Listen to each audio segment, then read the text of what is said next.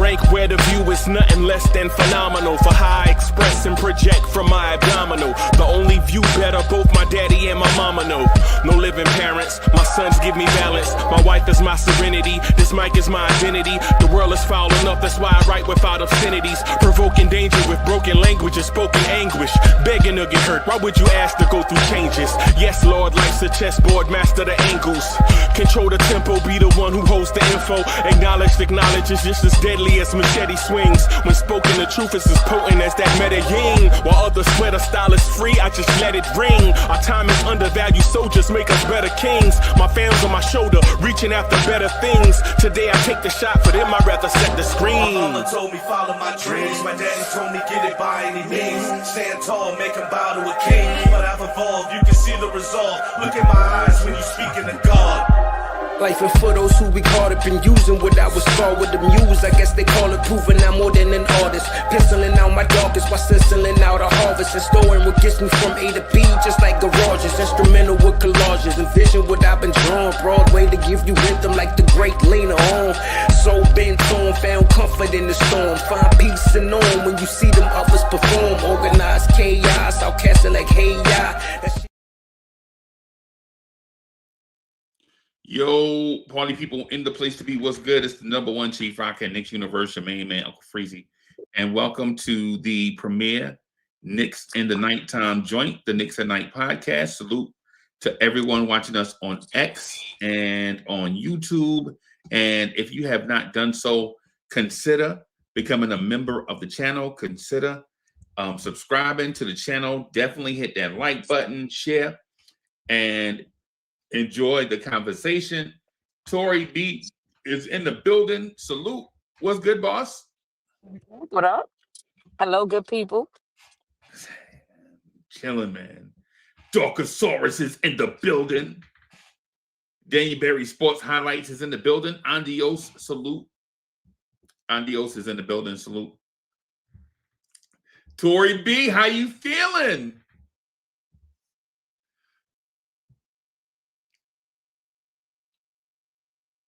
My energy is up.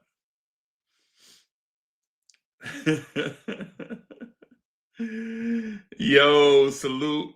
Ariel Porty playing defense against a team that's hard to guard. Imagine that. Man, yeah. How y'all feeling tonight after today's win? That's my question for y'all. Man. How y'all feeling? I feel good, man. I ain't gonna front. I'm feeling good out here. Yeah, man.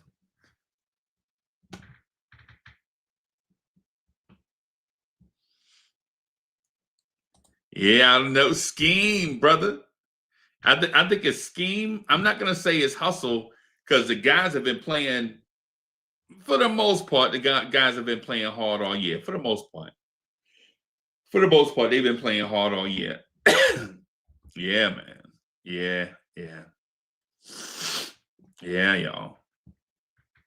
Hey, it could be a number of things. It could be Franz Wagner wasn't there. It could be scheme. It could be any number of things. You know, it could be any number of things. Yeah. Oh no, Tori, you see this? Where my phone at?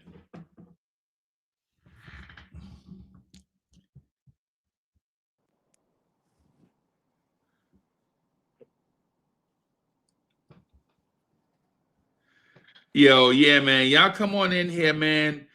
So we gonna rock for a minute. Y'all come on in here, man. Enjoy yourself. We gonna rock for a minute, y'all. Can you hear me, boss? Yeah, can you hear me? No, I can hear you now. I couldn't hear you before though. Okay. Yeah, well, but it's all good. How you feeling? I'm good. I'm tired, but I'm all right. I'm excited. I felt like that was a benchmark game just to see where we were, and although People gonna say his Franz Wagner got hurt. That's why we won, but I don't think that's it. I I don't told think you that's earlier, I felt like we turned a little bit of a corner. So, you're not gonna beat a good team 3 times like that. I mean, really? right. You know what I'm saying? Yeah, I already heard that, man. Franz got hurt, man. You know, blah blah blah, man. And when Franz got hurt, I think when Franz got hurt, we was already dealing. I ain't want to hear that. You know what I'm saying? And even if they'd have been up by 20, I still would have thought we was gonna win because you ain't gonna beat a team like the Knicks 3 times. I mean, what are we talking about? You know what I'm saying? So Yeah, that was yeah, the like. I felt like that was like a that yeah, today's game was like a benchmark to see where we were, and I think we rose to the occasion. I feel I'm really proud of good our as a Knicks guys. I fan, feel good man. about that win. Yeah, yeah, yeah. Yo, I got this app on my phone, and I stay on there just buying shit, man. I just gotta get this. I gotta delete this off my phone, man. I just bought one Oh, of them. You know how TikTokers be cooking, like do them cooking videos on TikTok? mm-hmm. The little burner they be using. Yeah. I just bought one of them shit for nothing. For nothing. I ain't no influencer like that. For nothing. You're just spending money to spend it now. Now I'm out here just getting shots up. I'm out here just getting shots up, man. You Just running cardio with that credit card. It'd be easy. right, like It'd what's be we doing out easy. here? What is we doing out here, man? All right. Anyways, I'll yeah. But so what'd you like today about guard play? Were you impressed by the guard play today? Everyone except Clarkson. I feel like the last like 5 games or so, he been completely off. Like Right, he not hitting his shots, but everybody else I think played well. right. Deuce was off today before he got hurt, bro. Yeah, yeah, yeah. But I mean that happens. It happened. He was on a nice little hot streak. It's gonna come to a crashing halt at a point. I'm just hoping that he's not hurt for real. Like I haven't heard anything yet. Right. I don't know if anybody's heard anything, but I haven't heard anything yet. So I'm hoping it was just a little, it's not going to be something that's lingering, that he's available for who we play next? Toronto? Toronto, yeah. Yeah. So I'm hoping he available for the Toronto game. When Deuce get hurt though, when Deuce get injured, he be injured. But That's kind of I really feel frustrating. like walking around Orlando with a golf club because I really feel like these dudes be doing this stuff on purpose. Like they Yo, play dirty. Bane did that on purpose to Deuce. they be doing, yeah. That on purpose. I don't like it. Deuce was 0 for 5 from 3 today. He was 1 for 7 from the floor, right? And he played 21 minutes. What I'm gonna say to that is every great shooter, scorer, every great anybody has an off day. Yeah, because it wasn't like he was like way off. The balls was rimming out. They halfway down, come back out. Yeah, yeah, yeah. And so with shooters, you got to have a short memory. Deuce was Yep. 0 for 5. He didn't care. He kept shooting. Yeah, you The feel next me? one will go in. Yeah, you got to The have a next one will short go in. memory. Yeah, so But your man Angry Josh was having a good day. yeah. So it was good. Yeah. Grumpy Santa. Yeah. He couldn't find a babysitter today or something. The babysitter was sitting right behind him. She was sitting right behind him. I was dying when he threw the baby in Mitch lap. I said, Yeah, that Josh is was crazy. Josh, oh snap, hold him. You know Yeah, what I'm take the saying? baby. I'm out. Mitch face was Yeah. like, what am I supposed to do with this? Mitch got a baby. He better stop. Right. Bitch grabbed the baby like, I don't know what to do with this. Like, but yo, anyway, yeah. So the final score was 106-100. It really felt like it should have been like 110-90. You know what I'm saying? Because it felt like we let them off the hook a little bit. DSJ in the building, salute. it really felt like we let them off the hook a little bit. And but in terms of today's game, man, I'm not complaining because it's a Sunday game and it was a midday game. And we For found the out at the clock. last minute Karl Anthony Towns was out, Right. right? So it's like there are a bunch of things that lead to us usually not being able to overcome certain things, and we overcame certain things today. So I'll take it. So, ladies and gentlemen, your New York Knicks are 16-7. 16-7. In my mind, that's impressive. Salute I mean, to the chat. I see y'all out there. Salute. it is impressive when you sit back and you think about the actual season, right? These guys are playing through a new coach, a new system, Right. injury, and they still second in the East. Right. So they doing something right. Doing a lot of things right. Right. You know, I was being facetious, but yeah, they you know, you there was a point when everybody thought the sky was falling, including myself, when they had their little 3-game losing streak. I was like, oh God, no, Right. everything is wrong. I jumped Right. out the window. I had a parachute though. I landed softly. Of course. We gotta do soft landings now. We ain't trying Right. to I get it landed. over with now. I landed softly. Right. I, We you ain't know, trying to get it over with now. I We dusted just myself off and brought myself back. Like, wait a minute, right. girl. It's a whole new system. Calm down. Right. It's a whole lot of season left. And you know, we talked earlier. I feel like the last like couple of games, I just feel like they're turning the corner. Like they're finally starting to get it together. So we're gonna Um see these next. We got Toronto. Who we got after Toronto? shit, I don't know. Let me see. I I'm mean, I saying. felt like today was the benchmark. I wanted to see where we were with today because they, you know, people say they physical. I say Orlando dirty, but you know, they played us physical and we still got the best of them. You know, they said we couldn't keep up with that. The lies they tell. Right. Right. So, Right. they too big, they too fast, they too strong. Right. All Right. right, it Right. didn't look like that at all this game. At Nah, all. Every time they attempted to try to do anything, we went on a run every single time.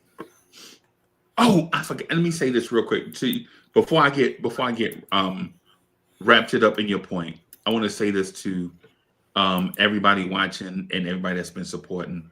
So for 2025, I think Lawrence Tears has been the channel, the Knicks team channel has been one of the biggest channels on YouTube. Just want to thank everybody that contributed, right, to the Lawrence Tears thing, the idea of it, and the participation from everyone, and all those things. Like, and thank you to everybody who helped Lawrence Tears grow, because it's not easy to start a YouTube channel. It's not easy to get to 1,000 subscribers, and it's not easy to have a great reputation in a place that I found out, man, maybe 3 or 4 years ago, is not a pristine place to operate, right? You know what I'm saying? People can generally say stuff about you one way or the other. And I appreciate the fact that y'all support. I'm thinking everybody. I'm thinking Coach Tori B, everybody here, and everybody on the other side that hit that like button and subscribe to the channel and comment in the comment section and all those things, man. I want to thank y'all for helping this channel get bigger than some of the channels that I used to want to be on back in the day. Like, legit, at this moment, Lawrence Tears is bigger than some of the channels that I used to be in the, you know what I'm saying, in their chat or on you know what I'm saying, on stage with them and all that stuff. Right. So just want to thank everybody that helped us get there. Now 2026 is going to be an amazing year. 2026 is going to be an amazing year. And I'm thanking everybody in advance because I know y'all going to help Lawrence Tears and Echo and Essence, you know what I'm saying, reach heights that we probably never even imagined. All we want to do was talk, right? All we wanted to do was just have a spot where it's a safe place, like a place where you can go and not worried about being bullied or having creepy people around or having people think they're smarter than you all the time. Just a safe place for us to come and talk that talk the way that y'all like to have that talk to y'all. And I appreciate the fact that y'all helped us get there. This place and Echo and Essence, right? Now, I know we're going to be great because at some point, me and Tori B will stop doing lists because your man is terrible at lists, right? Even though I keep trying, but I want to thank everybody, man, for all from the growth from day one. Y'all know everybody in the chat. Y'all know I respect y'all's opinions and where y'all come from, and the fact that y'all don't come in like y'all don't bite y'all tongue if you believe in something, and that you stick to your points, right? So thank y'all, everybody. 2025 was amazing. I think 2026 is going to be amazinger, if that's a word. Coach, is amazinger a word? Sure, in this context, that is. We gonna just make one up. It could be a freaky word. It could be we put that in the Unk dictionary. You see, we've been doing it for 5 years. Why stop now, right? Yeah, put that in the Unk dictionary. Yeah, man. So thank y'all to the Lawrence Tears crew. It's like an army. It's an army of people behind the scenes. Y'all rarely see them. Sometimes I see them, sometimes I don't. But it's a big crew. So thank you to them for all the work that they put in, and thank y'all for continuing to support. 2026 is going to be an amazing year. But before we move on, before we flip the virtual calendar, Coach, let's talk about what Tori B just said. Let's talk about what Tori B just said, right? So, one of the things that she mentioned that I kind of like is, I'll say it in a different phrasing, bruh. The way we started versus where we are right now is crazy. And you can't just point to one thing that really got us here, right? Like you legit start off 2-0, then lose 3 in a row, and then from that point you go 14-4. And then if I ask you, how in the world did this team go 14-4? Did Karl Anthony Towns go on a streak of 35, 20 rebounds and 7 assists?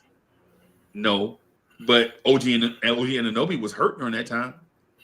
Did Jalen Brunson have 10 40-point games? No.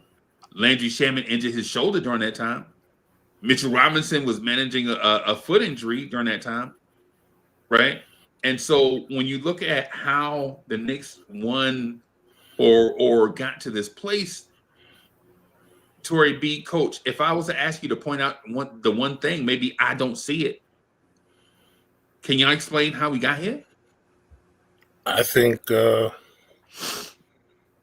got to give credit to Coach Mike Brown and the staff, because since that original losing streak we had, a little 3-game one, right, we haven't lost a back-to-back game since. So like they've found ways to learn in the losses and either don't get flustered or just stay the course, whatever it is. I can tell they made adjustments in this game. Right. So, and I just think the overall,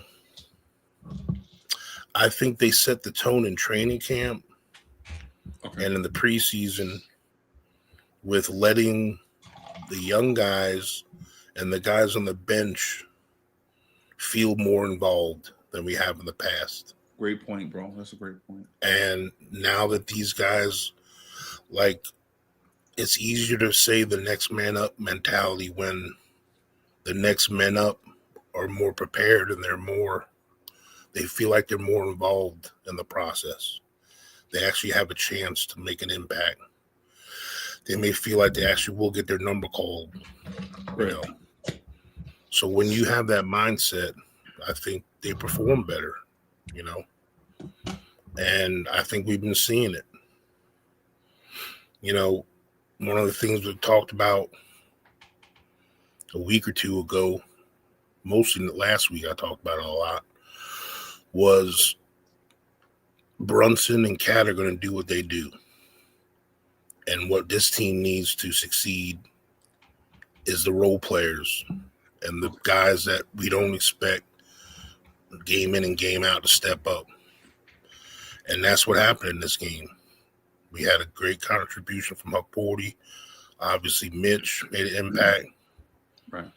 You know, OG stepped up the way he was supposed to. You know, and those are things we need. Like, we can't have everybody be off. You know, on a night when we had one or two guys off, like Clarkson and Deuce was a little off tonight before he got hurt. You know, other guys stepped it up. Josh stepped it up today on the offensive side. You know, he was a OG more willing. McHale. Yeah, OG, McHale, like Huck Porty was I was one of the first ones here recently to, I don't want to say almost give up on him, but I was very disappointed. And I hope it's not a one-off situation, but man, he sure did look good today. Who's that? Huck Porty. Okay. Yeah, he looked good in the last game too. Yeah, like The his game he fouled energy. out, he actually looked good in too, but he looked really good today. Yeah. And then when you see the way, I don't know if anyone saw the press conference with Mike Brown afterwards, but I didn't get a chance to. He spoke probably about 4 or 5 minutes on Huck Porty, on how he's, you know, one of his superpowers is he's probably one of the fastest big men he's ever coached.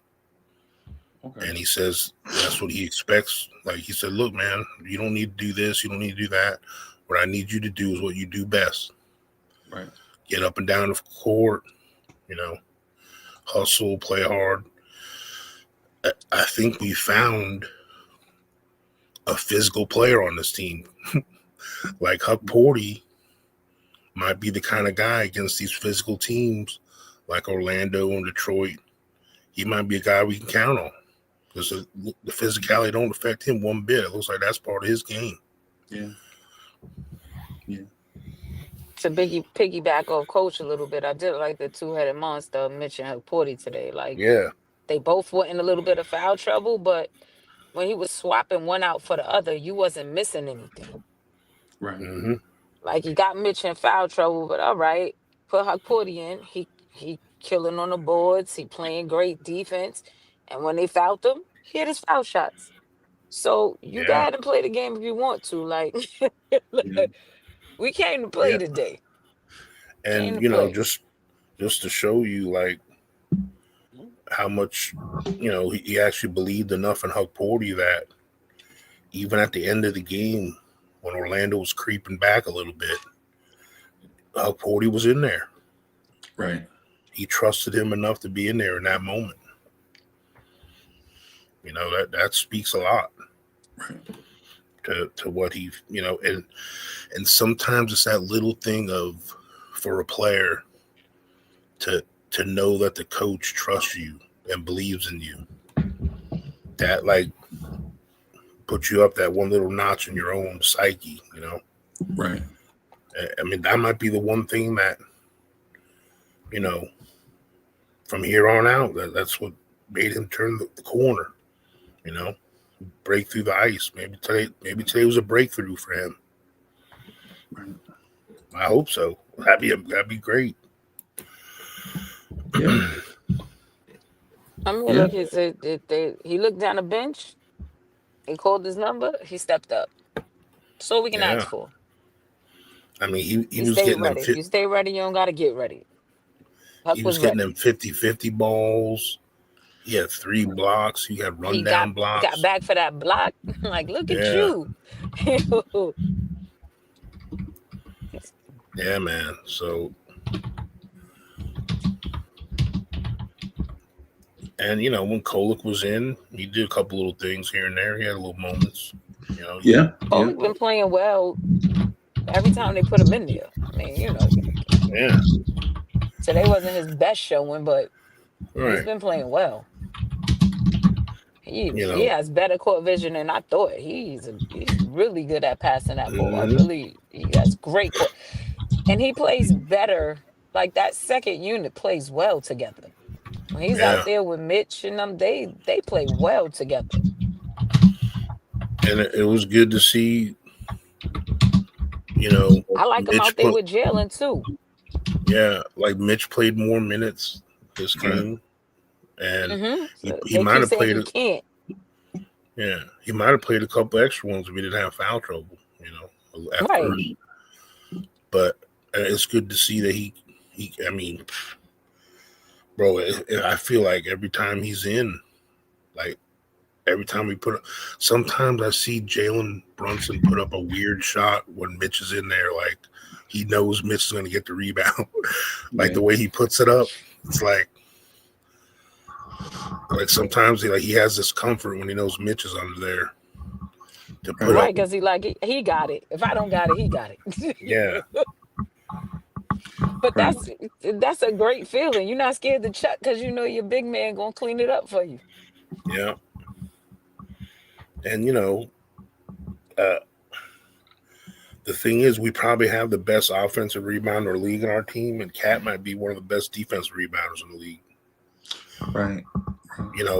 Honestly, I think How we many did offensive miss. rebounds did Mitch have today? I mean, he had 8 or He had 9. 9 rebounds at the half, right, Unc? Yeah, It was something crazy. That man got 4 offensive he had rebounds 4 in one possession. in one possession. Yeah, it was crazy. It was great because how I knew it was crazy is I was watching ESPN, the stat box on ESPN, right? And I was like, damn, Mitch I think he went from like 3 to 5. I was like, oh, he got 5, and then it went to 7. I was like, what? Yeah. I was like, coach, this dude got 4 offensive rebounds on the same possession. Yeah. And then he came back down the next possession and got another one. Yeah, it was crazy. And the thing is, believe it or not, Orlando, they had more offensive boards than we did, and that's where I think missing Cat today, on that end of the court, like he might have got a couple of rebounds on defense, the defensive rebounds, instead of Orlando. Right. And I guess we can get to that. The offense, I feel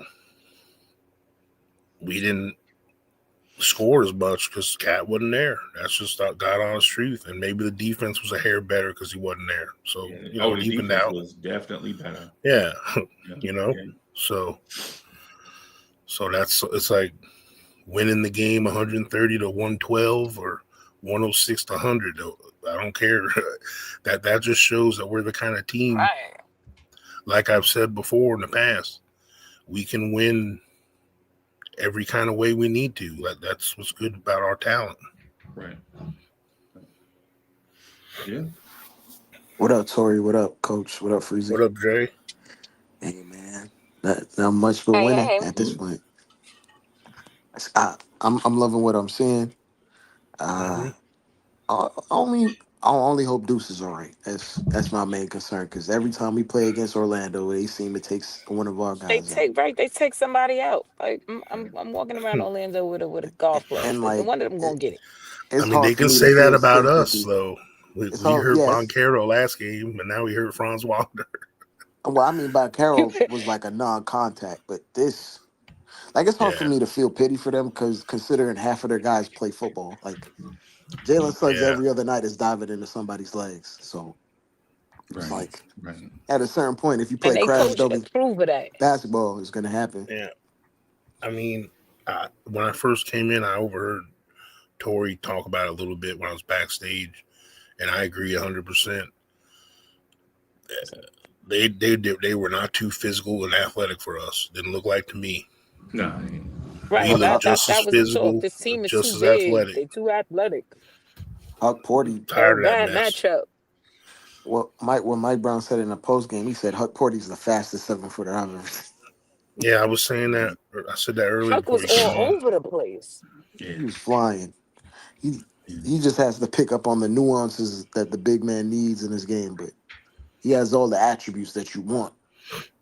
And he showed it tonight. He was extremely active. He isn't the force on the offensive boards that Mitch is or Cat is, but he brought a lot of aggressiveness in terms of protecting the rim because I think he had like 3 blocks.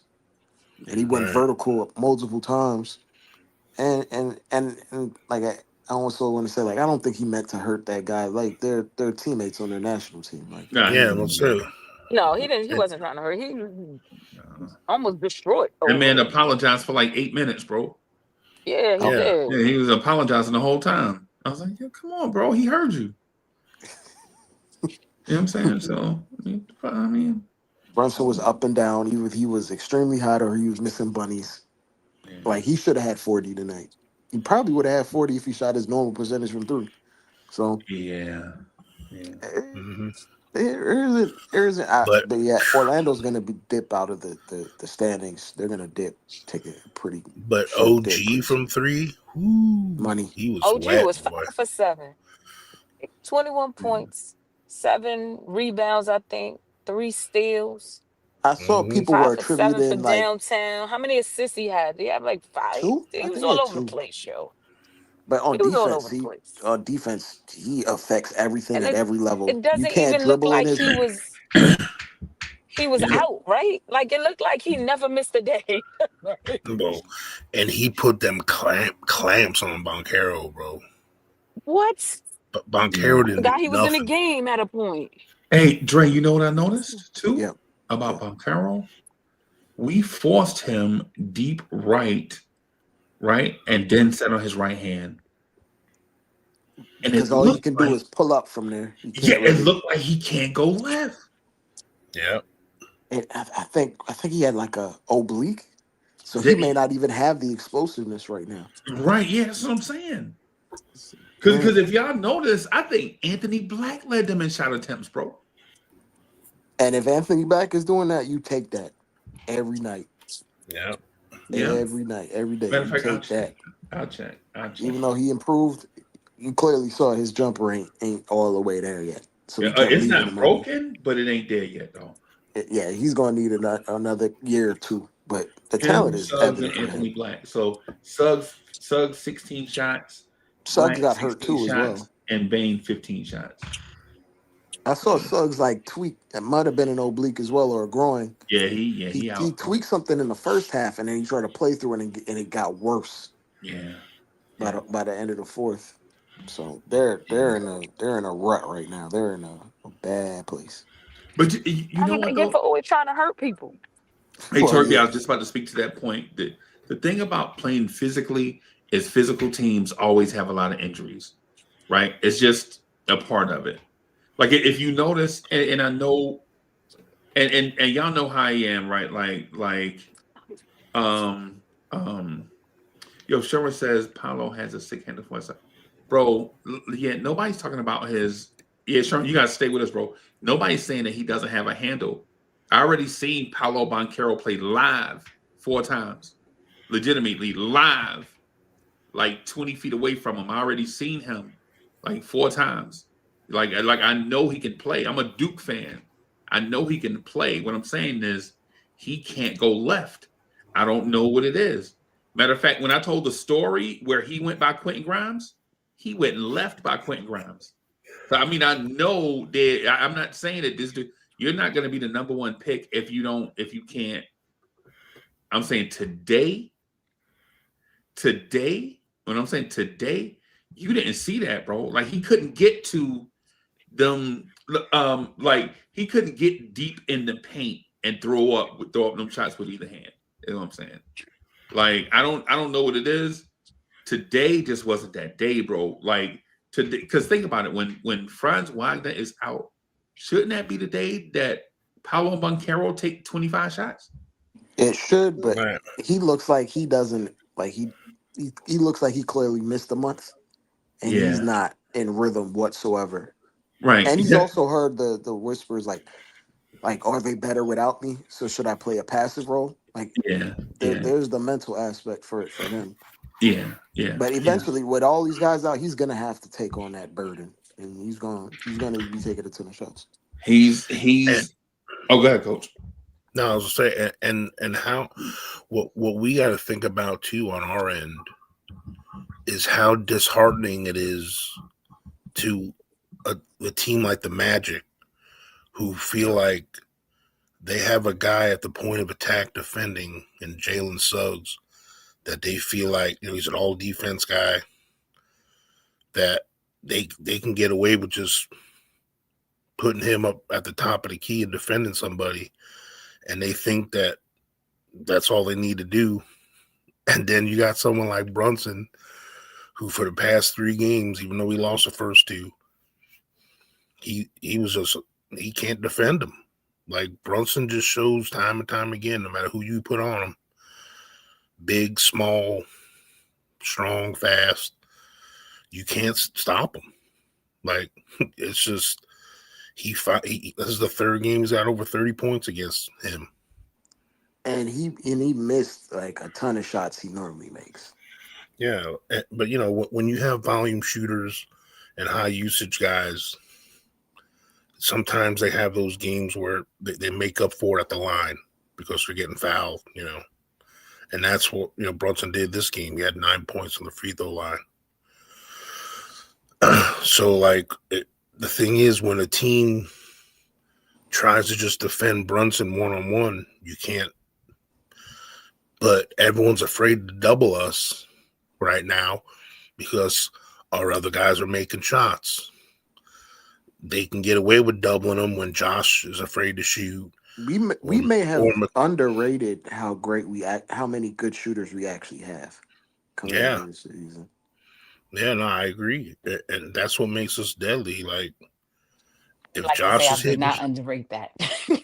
yeah, I mean, I Me knew we personally. had, especially when we added Clarkson and Yabusele off the bench, and we knew we already had Deuce and Shamit. We have shooters, man. We got the most shooters we've had in ever, probably. Maybe not you, Latoria, but like the general consensus was like maybe we shouldn't shoot this many threes because we don't have the shooters like that. But when I'll you say expand the this, right? volume, I I think didn't. we're top 4 in attempts, top 5 I in didn't makes, and know. top 7 in percentage. Right. I didn't know if what we was doing was sustainable at first, right? Because I'm like, man, we don't have those snipers. Like, and Yeah. I'm only using it's like a Steph Curry or like like an automatic dude. Like I felt like we didn't have, but all of our guys can shoot. So It's you the don't need a quality of the sniper three. when you got right when you got 7, 8 guys on your team that can knock the shot down. You don't need that automatic sniper that could just stop half court and pop and shoot. You don't need that. You just need a Right. guy that could put the ball in the basket, and we have Mm-hmm. 8 guys who could put the ball in the basket. And So no, I didn't underrate him. yeah. I didn't. So what I feel, one thing we need to find a way to do, and we have the luxury of this. All these guys we're talking about that could shoot, every one of them can also drive to the basket. Like Mikhail can go to the basket, OG can go to the rim, Josh can go to the rim, Brunson can go to the rim, Cat can go to the rim, Clarkson can go to the rim. Deuce sometimes he can go to the rim too. So like all these guys that are a threat to shoot, that's why I think the next phase of our offense is we need to find a way to manufacture these points with the talent that our guys have to drive as well when we're having off nights shooting from 3. So, and that's because most of the other teams in the league that have shooters, they're not usually driving to the rim guys too. They usually have the catch and shoot guys, and that's like their specialty. I think, Okay. think some of it is we're manufacturing straight line drives off of closeouts rather than guys just breaking down off the dribble. Because if you ask OG to just break a dude down from 25 feet away, that's not necessarily what you want. But when you have guys like Brunson putting teams in a scramble, and then you have guys like OG that can attack a closeout extremely well, and he's athletic. You saw it tonight. Well, this afternoon he had about 3 or 4 dunks attacking a closeout off of a scramble drill. Like we put them into, and once you have teams on their heels scrambling around, then you have guys that can take advantage of that. Mm-hmm. Yeah. The only thing that I take negative from this game is, hey man, Jordan Clarkson got to figure it out. I don't know what that was tonight, but good lord, that was rough. I saw him take a It's been three like from a the stretch wing, of and I games knew it too. wasn't gonna go in, but I didn't know he was gonna miss like everything. He was rough, brutal, brutal. My only negative for tonight is I didn't get to see Tosan play. Right, I didn't get to see Tosan play. Legit. If y'all remember from the summertime, remember how excited I was about the Tosan kid? Remember I was telling y'all the story about how his college coach says he's got the Grant Hill skill set. Remember all of that? Yeah, I wanted to see him play in extended minutes, but Mo Diawara is like a right now. Mo Diawara is a homeless version of Josh Hart. You don't know what you're gonna get from one play to the next, bro. I swear to God, bro. And I'm not bashing Mo Diawara, right? It's not me bashing the kid, because I know I want the kids to succeed. I also want the long-term plan to be whatever the long-term plan is. But I was really excited to see Tosan take that warm-up off, right? Because I was like, yo, because he can score. Like me and Fritz talked about last year, he scored 10 points a game last year for the Brooklyn Nets. Like we know he can score. When are we going to get to see him in extended minutes, though? And so that was one of the things I was kind of like, oh man, the game is dictating Mike Brown take him out. Right. Y'all remember when Mo Diawara hit that threw up the air ball 2-footer that went out of bounds off Yabusele? They challenged it. Remember that at the end of the game? Uh-huh. Yeah. If I'm like, yo, Mo, like, why are you finessing, bro? You 6'8", 6'9", athletic, man. Try to throw that thing down, bro. If you get fouled and missed, you still get your free throws. You know what I'm saying? The kids was trying to throw the game away today. They was Yeah. stressing me out. Yeah. They had Josh on the sideline throwing babies. Like, come on, y'all, get it Yeah. together. Yeah. Yeah. Mitch was like, I don't want.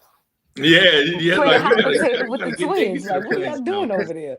because dude throwing up air ball 2-footers when you should be dunking, Yeah. like when you should be dunking, like because as soon as I saw him drive to the rim, I was like, yeah, boy.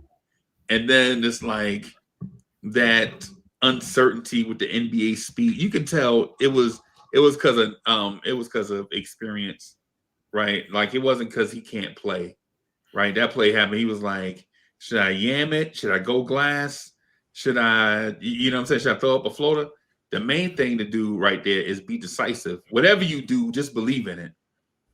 That's what he should have did. Whatever you do, just believe in it. And then that way you could be like, yeah, you know what I'm saying? I tried to, but that led to Tosan getting taken out of the game, though.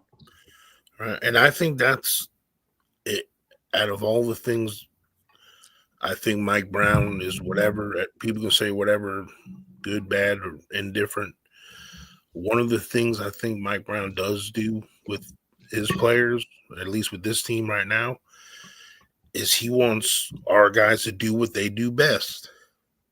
Right. Like that's what I hear him hammer home in the press conferences, and when he has them little talks to guys on the sideline before they sit on the bench. Like he's like, look, man, this is what I need you to do. This is what you do well. Except Dadier. Except Dadier. He like Dadier. You got to remember, you 6'9", bro. You legit playing out here like you 6'1". I mean, come on. He the only one. Like he ain't asking Mikal Bridges to fight through 100 picks. He's not asking Josh Hart to to back down and to guard Embiid. He ain't asking them yeah, to guard yeah, Embiid. like he wants the guys to do what they like. He talked about Huck Porty. He wants Huck Porty to sprint up and down the court. You're only gonna be playing a certain amount of minutes, so I want that superpower, right, of, to be unlocked. right. And I think that's what he did with Shamit. Like, look, man, you ain't just gotta be just catch and shoot three guy. I want you to give me that energy on defense. If you can drive to the lane, drive to the lane. Play make a little bit. Do what you can do. I know you got that in your bag. Like, that's what he told Shamit, I think, too. And that's why Shamit has this revigorated sense of, worth again, Right. So I hope he does that for Yabusele. He's has little moments here and there where it looks like he might start to, but then when I look at the minutes, he still doesn't find a way to put him in more than 12 minutes, even in games when we're missing people. Right. But I think the way Huck Porty played this game, he rode the hot hand. That's what I'll give him credit on that too. Like, Huck Porty was showing that he was worth keeping in. Yeah. Because I think if he was having a rough time, you would have saw more Yabusele, Yeah. Yeah. Hey, Derek Franks, thank you for the generous contribution. Big up to OG for keeping his composure. Could have easily went left. Yeah, we'd have all been out here, man. You know what I'm saying? Yeah, Desmond Bain does that stuff to get under people's skin. And he a nice guy too, though, bro. You know he a nice guy, right? I don't know what it is with him, bro. Like between the lines, people turn into different people, I guess. Yeah. But it's not the first time he threw a ball at someone like that this season. I hope he gets suspended. That's the second time he did that this season. Sometimes he'll walk by a player and he'll throw his shoulder before a timeout. Like, he's done that multiple times, and like people's like, "What is wrong with you?" Did he do that to a coach? Did he do that to a coach? Nah, I've only seen him do it to players. Right. And I've seen him do it to players multiple times. Okay. This season, and the player just turn around like, "What's up? What's good with you, bro? Like, what's wrong with you?" But I guess he's trying to be like an agitator. I feel like he picked up a lot of that stuff from Dylan Brooks. That's where I feel like he picked Memphis. Maybe I 100% feel like, because he was Dylan Brooks' rook, and that's where I feel like he picked that up from. That agitating, trying to get under your skin, and oftentimes in the NBA, you always see the guy that reacts, not the first guy. So he's playing into that, but it doesn't work as much now with instant replay. So I don't know how much mileage he's going to get out of that. Right. I just see teams that aren't as talented or as skilled as us. They get frustrated, and then they start having to resort to them damn tactics because they ain't good enough to beat us any other kind of way. So we see it all the time in the park, at the Y. You start breaking some dude down, and all of a sudden they start trying to push and get all physical because they can't do nothing else with you. But that's what happened with Detroit. It worked for a little bit, and they just weren't good enough. The old Detroit bad boy days, and then they couldn't do it no more.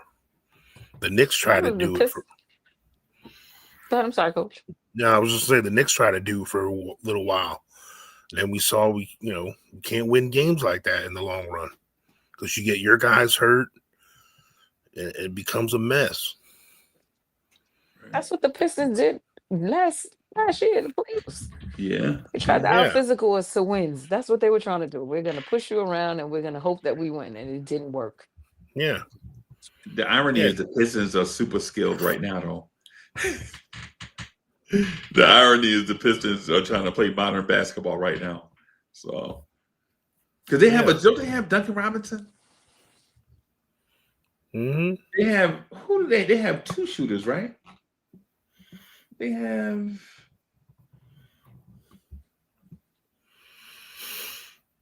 did they have? Yo, Golden State destroyed Chicago. They look bad, yo. Oof. And look but at you know Chicago what? was undefeated when we beat them, right?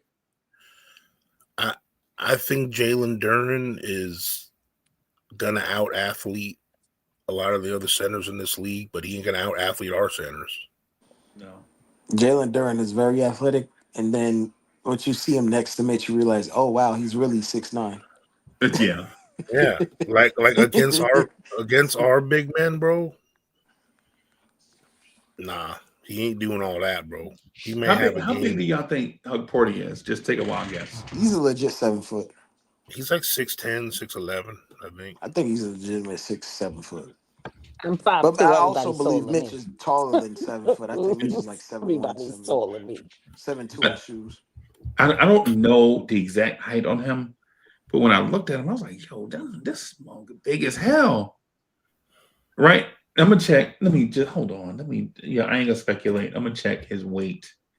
Because whatever weight ESPN has, you just add 20 pounds It to can't it. be accurate. Nah, I'm just gonna add 20 pounds to whatever it is. You gonna They add 20 got him pounds at to the weight they 246 say? on Basketball Yeah, they be Reference. lying. ESPN. They He is lying on not no they damn out there. 246. They slimming the people down. That's what's up. How big is he? They have him listed 7 foot 246. That man ain't no 246. If he 246, I'm 246. I mean, you've been looking a little spelt, Freezy, so I can't. Hug Porty? You think he's more than that? Hell yeah! I think he's pushing 260. Yeah, he's definitely 250, 260. Yeah, bro, that man ain't no 2'4". Bro, have y'all ever stood next to a real life 7-footer? Somebody 7 foot tall? Yeah. My homeboy Kev is 6'11", and my homeboy Amp is legit 6'11" and a half. He said, man, I'm 6'11" and a half. So he's 7 foot, right? So I got a homeboy Kev and a homeboy Amp. We play in a league and we do stuff, whatever. Amp told me, like, Amp legit looks like he can wear a straw wrapper for a shirt, right? That's how skinny he is, right? That's how skinny he is. And he jumped, and he was on the scale, bro. He like 247, 248. And he looked razor thin, bro. I'm talking about, y'all see the old pictures of Kareem Abdul-Jabbar? Yep. You see how skinny he looked? Bro, he was 240, bro. And then when I look at 40 is wrapped in a 7 foot frame. That's like small for that height. I know. That's what I'm saying. 240. I think that man is like 250-ish, something 260-ish. I don't, and it doesn't matter his weight. I'm just saying, in terms of size-wise, for him to move the way he does with that build is amazing to me, bro. It's amazing to me that a dude 6'11", 250 can be the fastest big Mike Brown has ever seen. That's just, you know what I'm saying? That's just blowing my mind right there. Not that it equates to anything, but usually when guys are like 6'10", 230, they look like Jonathan Isaac. That's how thin Jonathan Isaac look, right? And so it's like Hug Porty can't be in that range and move that way. You know what I'm saying? So I guess ultimately what I'm getting at is I just looked up Hug Porty's combine measurements. He's 6'10" and 3/4 barefoot. okay. So in shoes, he's 7 feet. So. Okay. And at the combine, he was 246. 246. Okay. Which was 3 years ago. Yeah, or two years ago. He was still a puppy then. Yeah. Yeah, and I'm not trying to start the Ariel Hug Porty hype train. I'll let Cowboy Bob do that, right? But what I'm saying is, for a guy 250 to move like that, man, I think the Knicks got to do something with that, bro. Yep. Dre, I think you may have won part him of the some reason playing he gets time. hurt is because he's 6'10", 250 moving like that. Right. That's what would you, Dre? What would you do with a player like that? Like, what do you do? Well, Hug Porty? Yeah. Dude, let Teach him him how to play. What set you mean what I'm gonna do screens. with him? I'm gonna do exactly what Mike Brown do with him. Put him out there. Let him play. Let that But Yeah, boy just go out there and cause havoc. Go out there.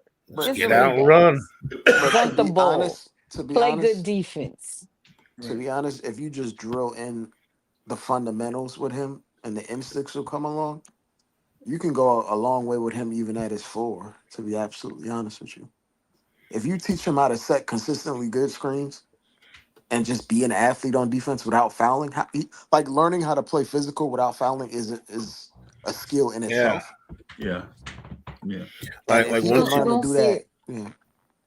like Because in once You he earlier don't see games, learns, him he was not just getting racking playing up time fouls now. after fouls. like But once that he yeah, that's learns, he's I think he's overly excited to be out there.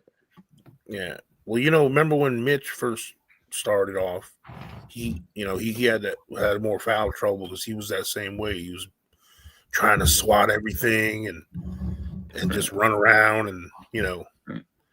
and I think Huck Porty's got that same thing in him.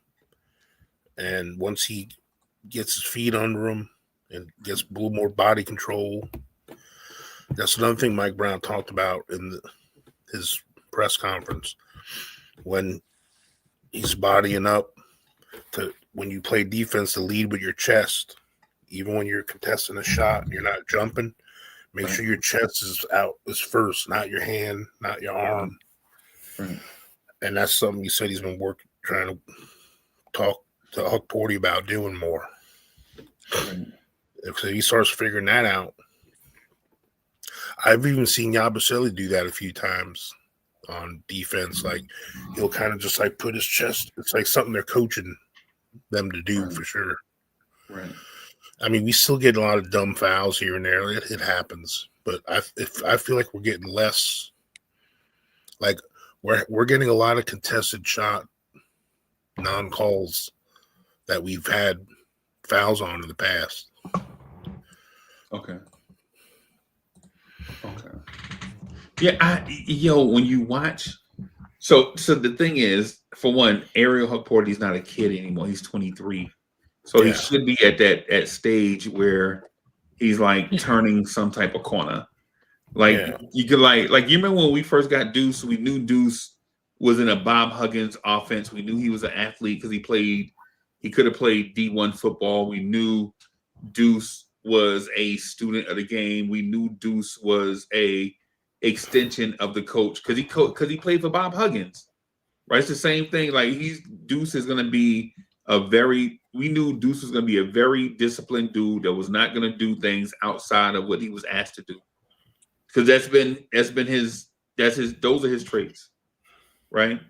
My thing is though, we saw after a while, we kind of knew what Deuce wanted to be versus what we projected him to be. Like after about 3 or so years, we saw that Deuce could shoot. We didn't think Deuce can shoot in those early years because he looked bad and nervous. Right. But then after like a few years, it came along. So now we're at that point with Huck Porty, even though we didn't have him for all those years. He still will be 24 on April 12th. So when the playoffs start, this man will be 24. And so I'm thinking to myself, like, I don't know what Ariel Huck Porty really is. I know he's spatially aware offensively, right? He's spatially aware. He's not a clumsy clot, right? We know that, right? But Dre, what do you see him being ultimately? Have you seen anything like do you know what he's gonna be?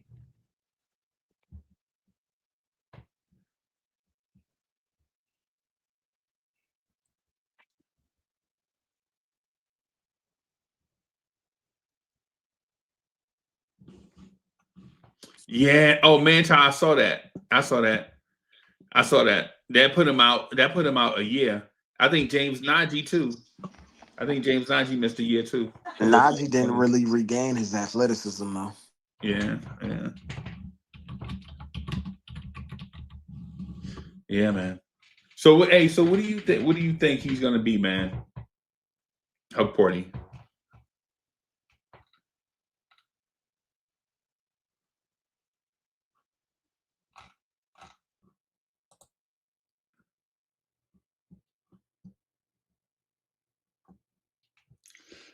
All right.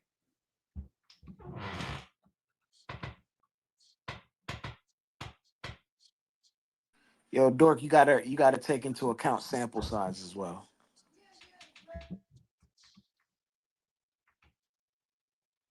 What are you talking about? Sample size? What are you talking about? I'm reading Dork. I mean, Dork has there's like a rim protection statistic that he's using, and like the guys ahead of him are guys that are all consistent role players or slash starters that play way more minutes than Huck Porty. So you got to take in sample size into account when you're comparing them to those guys. Okay. It's a promising sign, but for instance, if to answer that statistic, like if Huck Porty had to play 30 minutes a night, he would foul out within the first 5 minutes. He couldn't be that aggressive. It was the same issue that Hartenstein had. Hartenstein had to scale back his aggressiveness on defense because he would foul out if he was going to be a consistent role player.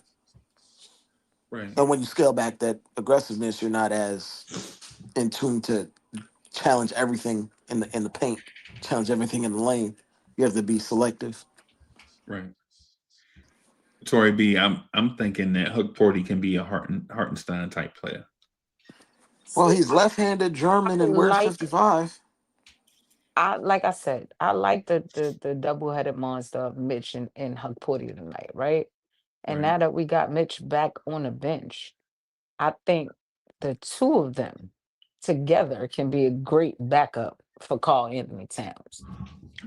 Like you got, they can both be afford to be a little more aggressive on the Okay. court because you're not losing when one goes out and the other comes in. If Huck Porter can continue to play like this, So you're a believer. I mean, if Say you it if again. What you did you ask me? who me, I didn't ask anything. Oh, I thought you said Dre. My bad. Oh no, no, that wasn't me. I thought Freezy said Dre. My bad, sorry. Go ahead. No, no, he said so. You're a believer, and I'm gonna have to see a little bit more to completely say yes. Right. But if he's getting consistent playing time and he's gonna play like he's played the last couple of games, the only way he's gonna get better is with minutes, right? So Right. if Yeah. he's gonna if he's gonna play him consistently, and if we're preserving Mitch, if that's what their intention is, it is to preserve Mitch, and that means that Hokporty's gonna get a little bit more playing time here and there. So if he's gonna play the two of them behind Cat and he continues to play like this, I don't like the sky's the limit for this guy. But they're gonna be great role players. I don't see him as a starter, and I don't see him as a person who's gonna have like extended minutes. He's not gonna be a 30-minute a game player. There's no way. Like he's so aggressive. He's gonna pick up fouls. Yeah. But Yeah. it's fine if you got him and you got Mitch, because like I said, it don't matter which one of them is in the game. Because they're Right. both if you notice, Cats was going in it like just like when Mitch was out there, when how 40 was in that paint, they was turning around and going back. Yeah. So in the short amount of time that he was on the court, he established himself on the defensive end. Okay. And I think the starters are trusting him, Yeah. which is weird. That's a weird thing for me to say, right? Well, like, of course they trust him, right? Nah, I think they trust him in that.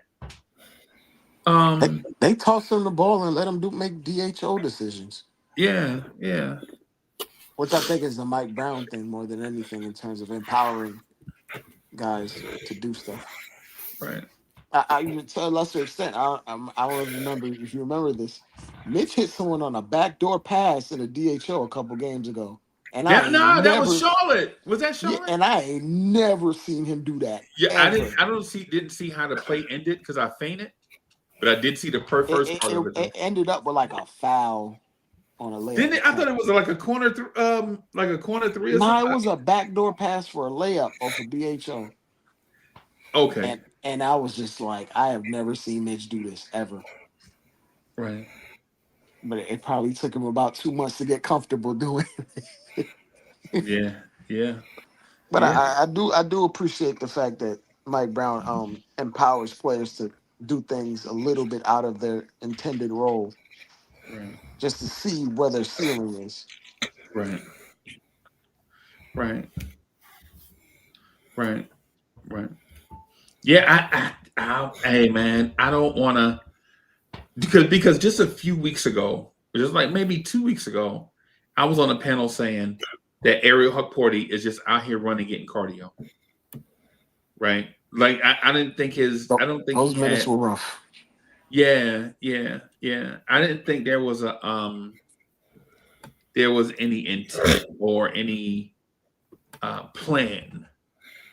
Kind of like where Diawara is right now. Like you just running around and you don't have a plan. You just, trying to figure it out on the fly. There's like no real intent. You know what I'm saying? And I thought that's what Huck Porty was doing. I think that's why Mike Brown benched him, to be honest. You know what I'm saying? Like when I get on the floor, what am I gonna do? Right. And people that play sports, like, you know what I'm saying? Like in organized sports, you always have a plan, bro. Like I tried, coach, I don't know if I ever told you this, but I ran the football a couple of times in high school, bro. And I don't know if y'all ever, my plan was to hit this gap and make people pay, right? Like I'm good to punish people, right? And other guys like, I'm gonna get the football, I'm gonna just figure something out. Nah, no, no. No. You got to have a plan. You know what I'm saying? That must have been Northeast. That must have been New Jersey football or something. Nah, that was huh? Yeah, man. I was like 6'4", like you were too skinny. Huh? Yeah, I was like, what the hell you running the ball for? They put you out in the slot. I was like 159, bro. Too damn tall. I used to jump up and down on the scale to try to get the scale to move to 160. You know what I'm saying? So, but anyway, I think they gotta have I think these kids gotta have a plan. But I think it's kind of like what Tori B said. Part of that is going to come with playing time, like legitimately figuring out knowing what to expect when you're on the floor. So, yeah. And ain't it crazy that the hardest thing Mike Brown gonna have to do is figure out who's gonna get the minutes? Yeah. Oh, what a great problem to have. I mean, at this point, you kind of don't have a choice because we're missing people. Like we haven't had the luxury of everyone. We ain't been 100% a roster yet this season. Right. Technically. Right. We started off with Josh and Mitch out. And then when they came back, the captain was out for a second. Yeah. And then we were missing Deuce a couple times. And then, then the OG and Shamit thing happened. So, we amidst all this, we still found a way to be 16-7. Right. So to me, that's got to stand for something, bro. Yeah. Because we can all say, "Oh, this guy was out and that guy was out." Well, we always had a guy out too every game. Right. Yeah. We've had at least one rotation guy out every game. It feels like it's been every game, right? Yeah. There's always been somebody. Right. We started out without Josh and Mitch. Mm-hmm. Then Deuce went down. Then Cap went down. Then OG and Shamit went down. Like, it's been a lot. It's been a lot. And that just shows like that's why I think and I know that things are getting better. Because last year, I mean, besides Mitch technically being out till the end, we were healthy last year. and except that one little patch with Jalen, Brunson missed a couple weeks towards the end of the season. And we weren't any more competitive last year. This year we're ahead of the curve than we were last year, and with more injuries. So The that's injuries, why. though, right? Oh, sorry, Coach. No, Sorry. go ahead. I was just wasn't saying really the saying anything. injuries, though, right, gave Mike Brown a chance to play people that probably wouldn't have got playing time, which I guess has been a plus for us, because if Cat didn't play today, Porty probably wouldn't have got minutes. You know what I'm saying? If OG didn't go down, those guys wouldn't. If Cap didn't go down, Kolick wouldn't have been playing like. And now he got more problems because these guys are playing well. So where do you find the time to fit them all in? Because these guys are all playing well enough to get playing time. Right. And now that OG back, I didn't even expect to see Kolick today. I can honestly tell you, I did not expect to see. You didn't I think he guess that's carved out a because role Deuce yet? went down. Yeah, I Huh? don't think he carved out a role yet. No. What I'm saying is, I think the only reason we got to see him in extended minutes is because OG was out and Shamit is out. And I felt like because OG came back and Deuce was playing so well, we probably wouldn't have got a chance to see Kolick today. But he got in because Deuce went out. Because isn't that when Kolick got in the game? Or did he come in before that? I feel like he didn't come in until Deuce wasn't really shooting we didn't well. see Kolick But I until don't Deuce feel got hurt. right. And that's what I'm saying. Like, these guys just like Kolick is playing well enough to get, I feel like, some consistent minutes. Right. But where do you carve the time out from? Like, his minutes is gonna come at the expense of Clarkson now, because Clarkson been stinking it up out there. I thought he was getting the Shamit stinking it minutes. up. Thought he was getting the Shamit minutes because of the Shamit injury. But he didn't play today until Deuce got hurt. He's super. Kolick is super I might be wrong, situational. but I don't think he played until Deuce got hurt. But I could be wrong. Okay. I don't remember seeing him, no. But again, there was a point where I didn't even realize Jalen was on the bench. So yeah, we talked about that. Matter of fact, yeah. I'm like, dang, I didn't even realize he wasn't out there. Kolick is situational based on who we go against. And we saw a bunch of athletes in size, so we didn't want to go to him to this afternoon. And you saw he wasn't really that good, so okay. I think we try to use him situationally. Okay.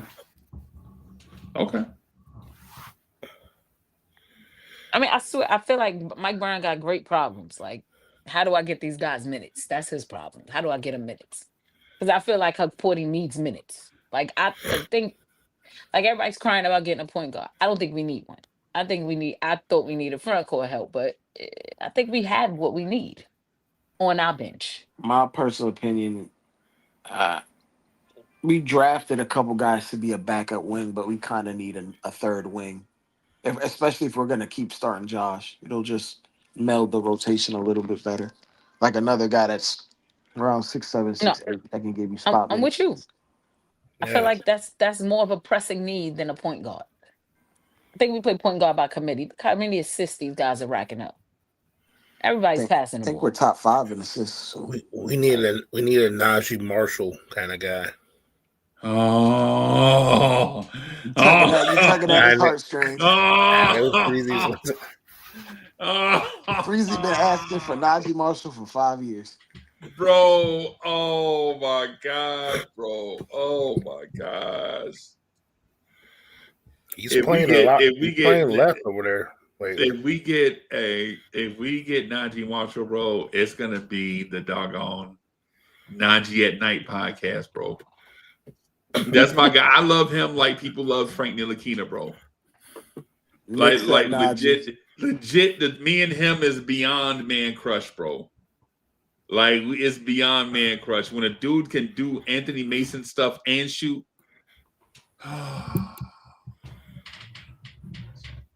The man can play 2, 3, or 4. He can defend. He got a nasty streak in him, bro. Like, yeah, man. He makes $9 million though, bro. That's the only thing that's might be tough. $9 million. I go. Me and Tori B go stick up a bank right now, bro. Oh shit! I don't want to go to jail. I'm too close to retirement, sir. For Najee? I don't want to go to jail. But you know, you catch me on the right day, I might be your wing woman. You know, let's go. Hey, let's go. Let's get it. I mean, I ain't doing nothing for the next 60 years anyway, man. May as well go. For Najee, coach, I don't know why coach pulled out Najee Marshall, but he know that's like man. Well, there's been rumors like as far as realistic guys, he's one of those realistic guys. But you'd have to give up 2 players for one. So yeah, done. Who? Hey, go on, bro. Who we giving up? Clarkson and Yabusele? Do we have another vet minimum? Well, you know me, I'm with it, bro. Done. It had to be Yabu and a minimum. Yo, Miggy, I'm not no snitch, yo. If I did it, I did it. Yeah, like I would just if I'm going, I ain't snitching. Right. I'm from the Bronx. We don't play that. No. I'm gonna just wait my time and just be rich when I finish. You know what I'm saying? But you're right, Drew. I'm just not going. Yeah. But my personal opinion though, like for us to be successful and compete with the playoff teams in this league, that's what we need is another wing in the rotation. Okay. Like a real one. Right. Okay. No offense Sherwin to said Shaman. we need size. We too small, yo. Okay. Just want to point that out. Yeah, well. And I do like Shaman. Shaman says plays a lot of better than things. what you think he is. Right. Yo. And not for nothing, I forgot Sherman about. It's just gonna be bad to say, but I forgot about Shaman for like a game. Until he was in the picture today, I was like, "Oh man, I forgot Shaman is hurt." He won us a basketball game. No, no. Don't get me. I like Landry Shaman. I'm happy he's on this team, but I promise you, I forgot about him for like a game or two. I'm like, "Oh man, it's I like forgot out of he sight, had out of that." mind. No, I get that part. Right. We have like, a lot of. I'm not gonna lie, Tori. We have a lot of talent. So, like, I understand that perspective. I wouldn't mind getting Jared Vanderbilt, bro, from the Lakers. South Bronx, Sherwin. Grew up in the South Bronx. They ain't using them. The Lakers could use another wing, but they're not even using him because he's kind of like a negative on offense. But he's really a really, really, really good defender, bro. Well, he's not a defender, bro. We don't need an offensive guy. But he makes too much money to target. He makes like 13 or 14. Ooh. No way. He don't make that much, bro. Yeah, he do, bro. Yeah. Yes, he does. And he makes what's he in the third year? He makes 11.5. 11.5? Okay. For 11.5 this year. The AAV is 12.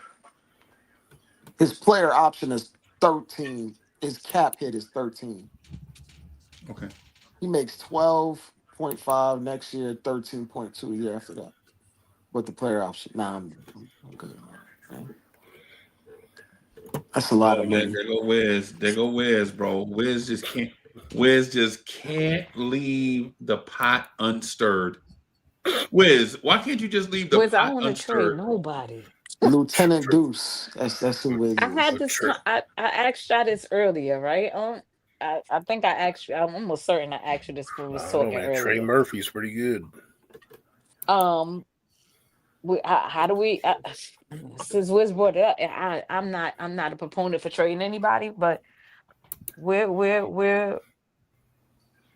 getting to a point, right, where I feel like we've turned a corner, and we go through this month and we run a gamut, right, the rest of this month, and January opens up and we run it through teams and the opportunity to pick up Giannis presents itself. What do? Your team is rolling. We don't really need him. He's a want. Right. He's a great player. Is top 3 in the NBA. Just, do you got this team for him? Because it's a gut. We all know it's a gut. We're not going to pretend that it's not. Right. Do we got the team for him? Or do we ride it out and see if we can bring it home? Because I don't think we need him to win. Right. That's just No. me. I could be 100% wrong. You know, I could be waving my fandom flag and 100% wrong about this. But I don't think this team needs him to win the NBA championship. I don't think we No. need him. No. And here's the other thing too that people aren't taking into account. Right. 2 things. If Giannis and anyone could win a championship, they would have done it in Milwaukee already. Right. For one. Right. Just, hey man, just go give Giannis what he want and they'll win a championship. Nah. They caught lightning in the bottle in that one season, bro. And I'm not saying championships are easy to win. I know they're hard. Trust me, I've been watching the Knicks try it for 50 years. Right. Here's the second part. Here's the second part to it. Right. What if you bring Giannis here and he does the same thing to your cap that he did to Milwaukee's cap? Right? Like, what if he says, yo, me and Jalen Brunson just can't play together, man. You know, I prefer to have Ja Morant. And don't think this is a random, oh, Uncle Freezy is reaching. Giannis would never do that to a point guard.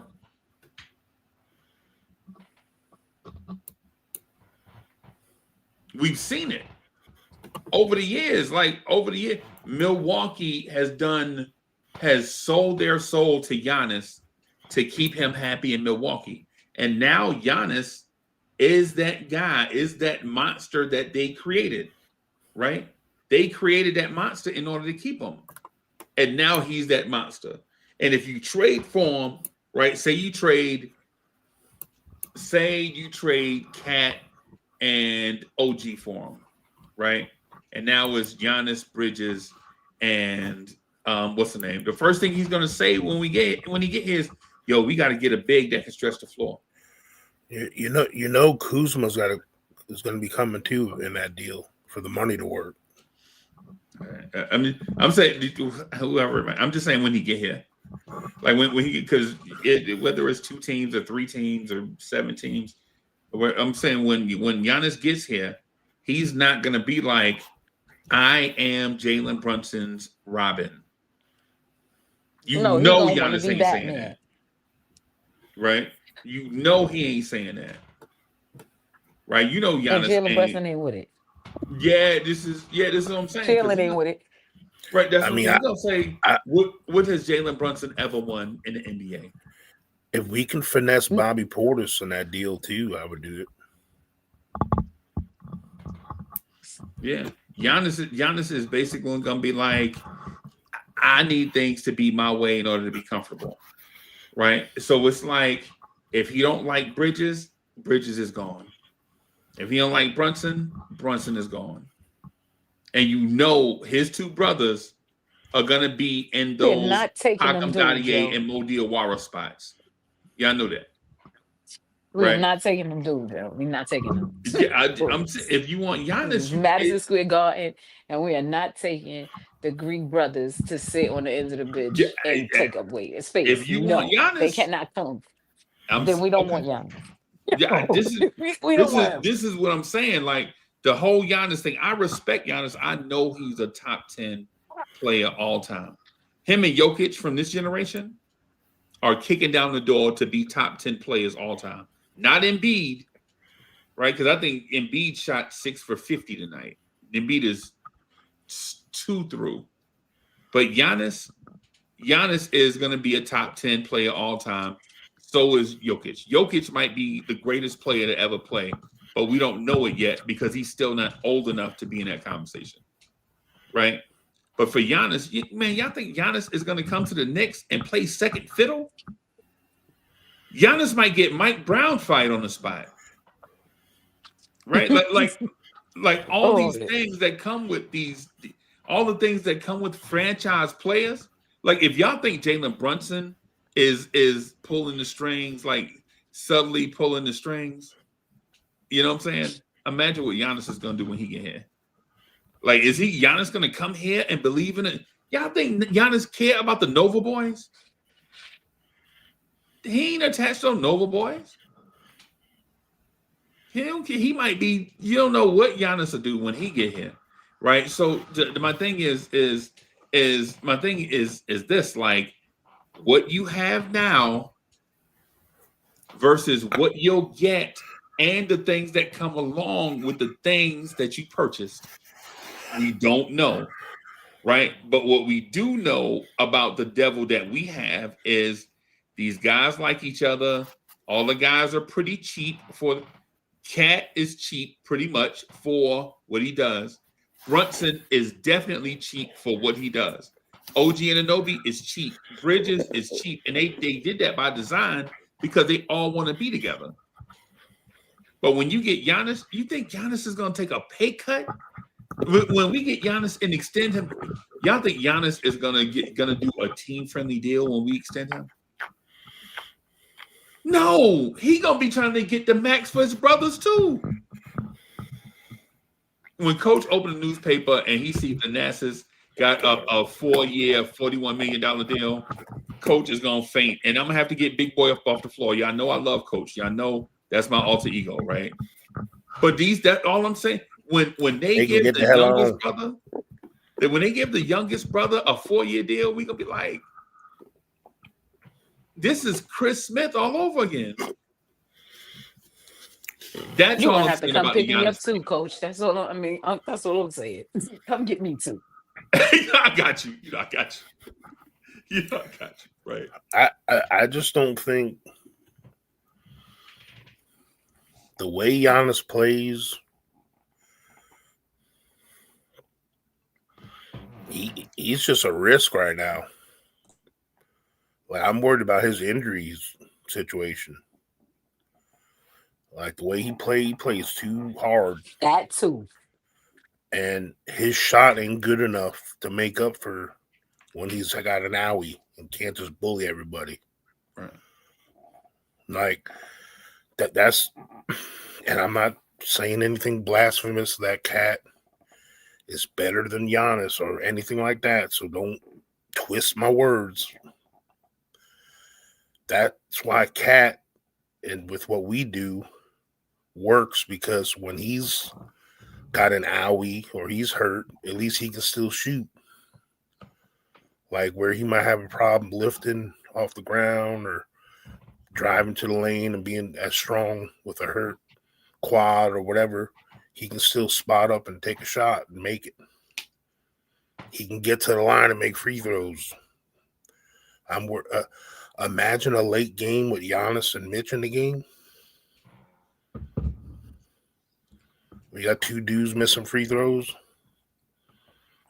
I'm worried about that, bro. Like,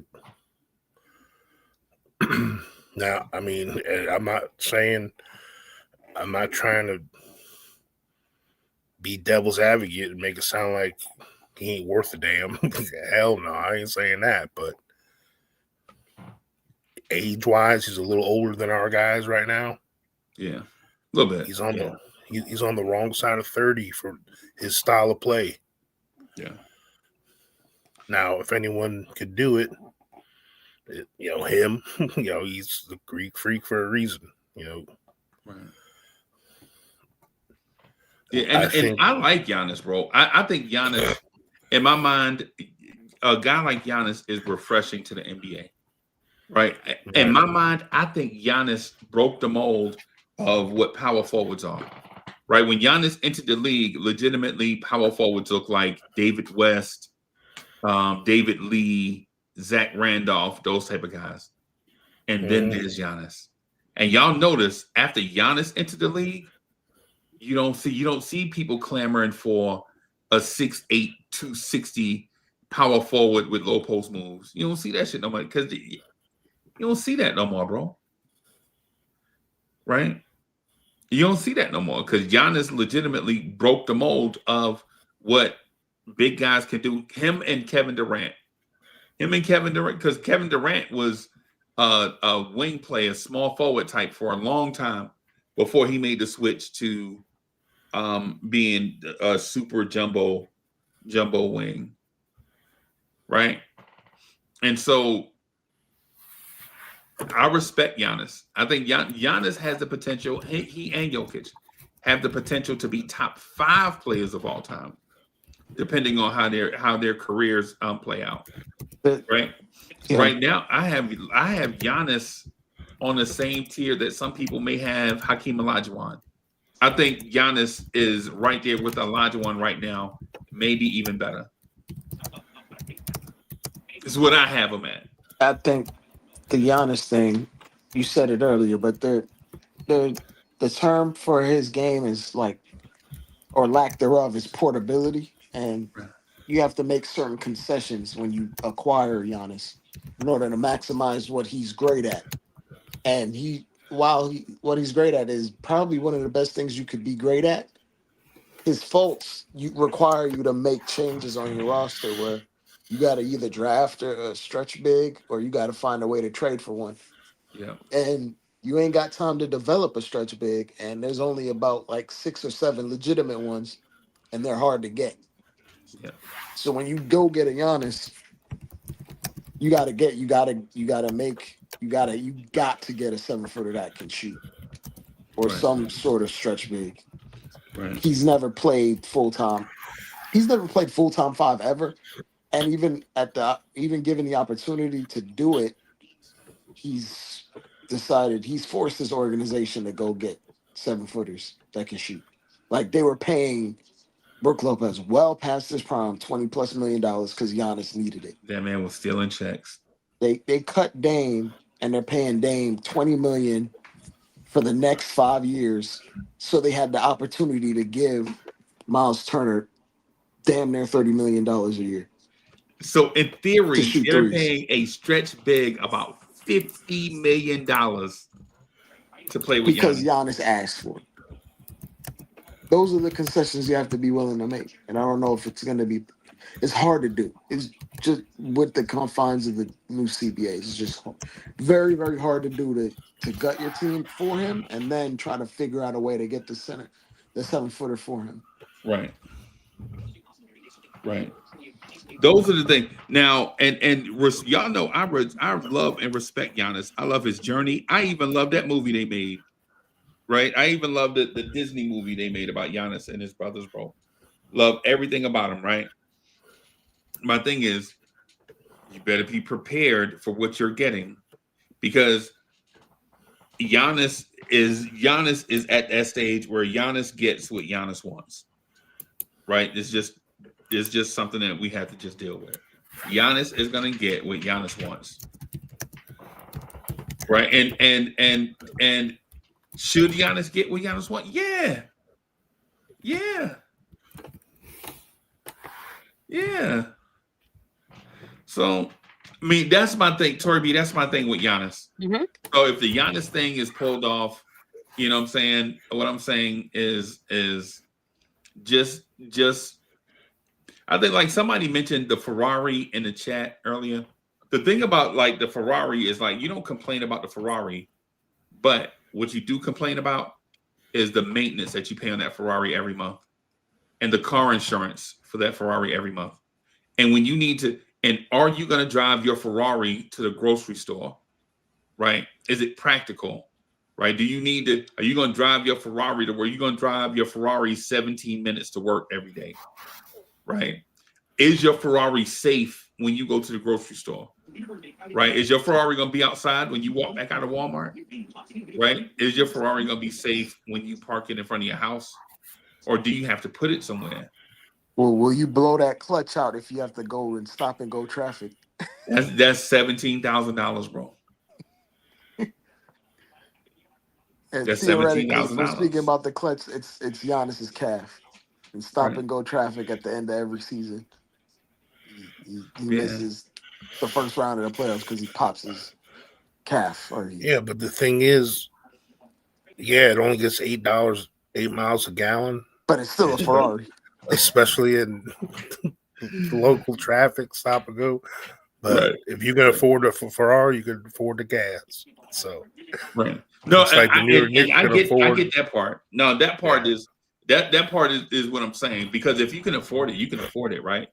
But what I'm saying is for those type things, remember, like even when you still that need the maintenance, which is the stretch big.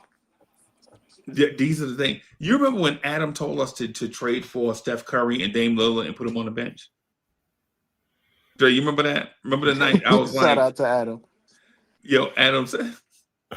Adam said trade for Steph Curry and Dame Lillard and put them on the bench behind Brunson, right? And when shout out to Adam, right? But even when I heard that, then I was like, "Yo, that's crazy." Wait a minute. Knicks fans really think like that. Yeah, those are the same people that have been saying Bridges need to come off the bench too. Remember them? Yeah. Oh my God, Mikal Bridges had to come off. Yeah, remember that? Oh my remember God. the people that said Bridges was in trash? Tips' system, I thought he would have been good coming off the bench. Oh no. People were saying Bridges was trash. Oh no. Listen. I wasn't the biggest Mikal Bridges starter? fan last season. But last season, I thought he would do well coming off the bench. Mikal Bridges went to a finals before Tibbs went to a finals. I don't listen, not because I don't think he should be a starter. I just thought our bench wasn't producing. And I felt like if one of those guys, if you're not putting OG on the bench, and I felt like if they put Mikal on the bench, we would have more firepower coming over. That's all. Not because I thought he deserved to come off the bench or he was doing something wrong and should have been put there. No, I'm like, if this dude be willing to come off the bench, we'd probably be a better team. I understand where you're coming from. It's because Tibbs is terrified of developing a bench. Right. I get it. I mean, he ain't here no more. I'm just saying. Here's the thing: the bench isn't meant for complete players. Like I get that. The bench usually compiles of guys that have specialties. So like, it's very rare that you have. Usually, if a guys can do more than one or two things, they'll start because you want more minutes of that. Right. Not everyone can have an Iguodala off their bench. Y'all know Iguodala came off the bench because Kevin Durant was there, right? Yeah, I mean he was off the bench the year before, but he closed every game though. Yeah, he closed every game. That's true. And Iguodala technically was in the second phase of his career. Yeah, passes a little bit past his prime. Yeah, he wasn't like washed or anything at all, but he wasn't like 76ers AI, the other AI, So,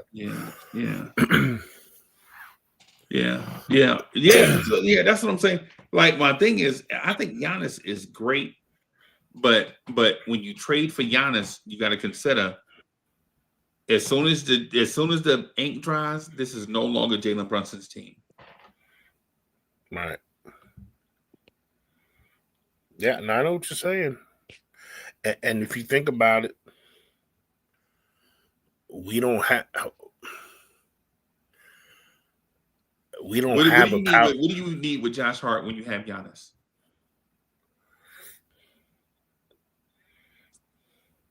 Absolutely nothing. What do you need? What do you need with Josh Hart if you have Giannis? No, you don't need that. No, Josh can actually play his real position. I'll frame it like this. Josh will probably be better. Team, you have to keep in mind that they have to play alongside. Like every superstar that you have, everyone else you put around them has to be additive to what that superstar can do. Yeah. You can't put like when the Bucks were the Bucks and they won the chip, they did not put no guy that can't space on the court around at all. There was no just hustle guy out there. In their rotation, everyone could shoot. Especially when it comes to the playoffs. Josh will probably be better because he won't have to defend the guys that Giannis will be defending, the guys he used to defend. Right. and Josh will actually be rebounding against other small forwards and big guards instead of rebounding against fours and fives.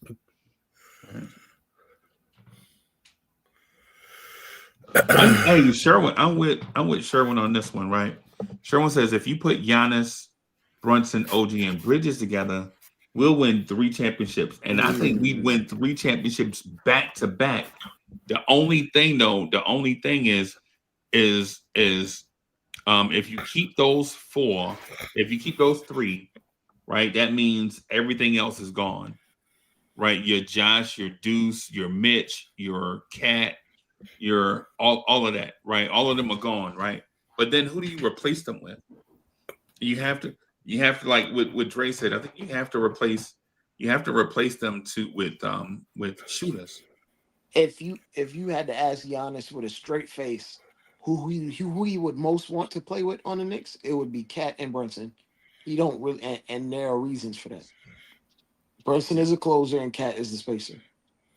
And they make Giannis's job easier too. They make Giannis's job. Yeah, and Giannis makes their job easier. If you were to ask them, so when we talk about like the concessions that you have to make, Josh would probably be one of the ones gone in order to make that work financially anyway. Yeah. It would also extend Giannis's career because he won't have to work as hard. Yeah. He won't have to have as much usage. He won't be the one pounding every trip down a damn floor. And that's just the basketball part, though. So we're not talking about but when we saw Giannis with Dame, he still wanted the usage. Yeah. The idea was to take it away from Giannis, and Giannis' usage damn near went up with Dame in it. Yeah. I don't like. You could say don't speak for Giannis. His actions show what he wants. Yeah. It was supposed to. People thought it was going to be a pick and roll with Dame and Giannis.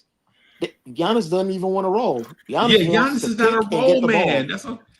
People say that. That's the one thing. That's the one thing I would advise, like for my people in the chat, like for my basketball people, don't assume that just because there's a big and a little guy together, that their roles are gonna mesh.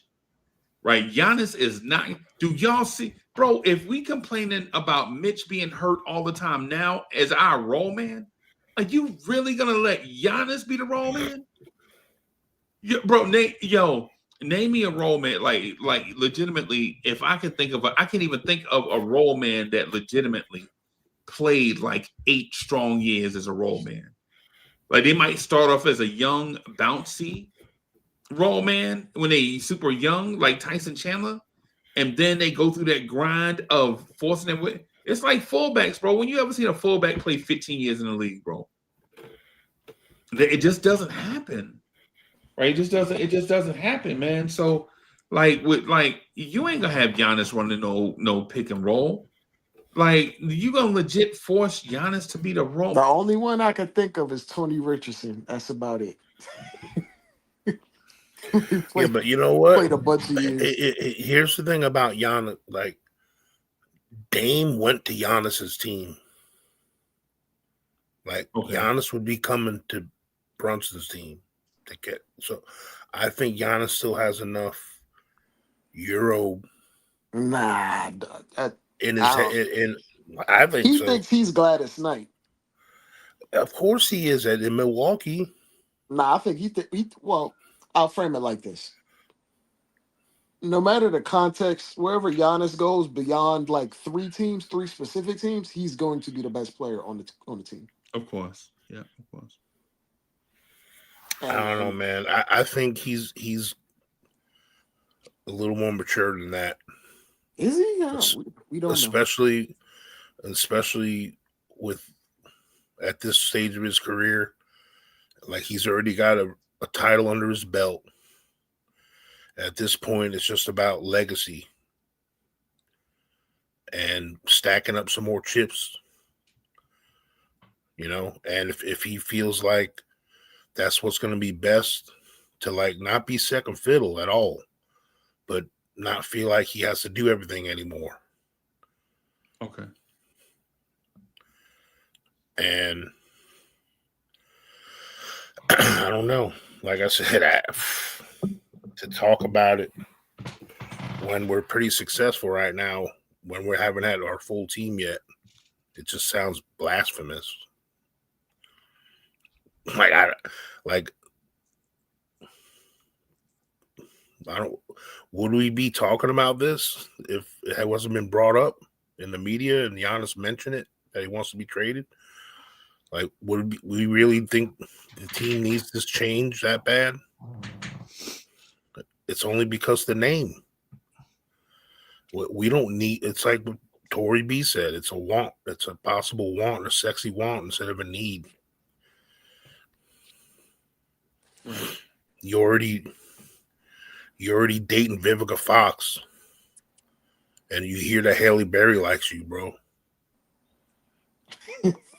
Like, what do you like?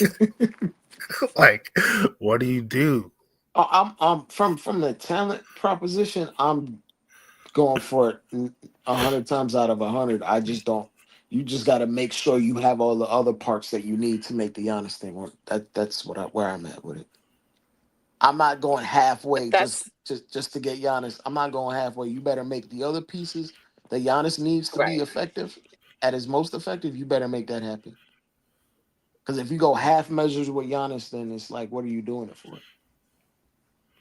Like, if we did this with Cat or whatever, you would have to bring someone like Bobby Portis over too, or have a third team where we have another shooting big on the team.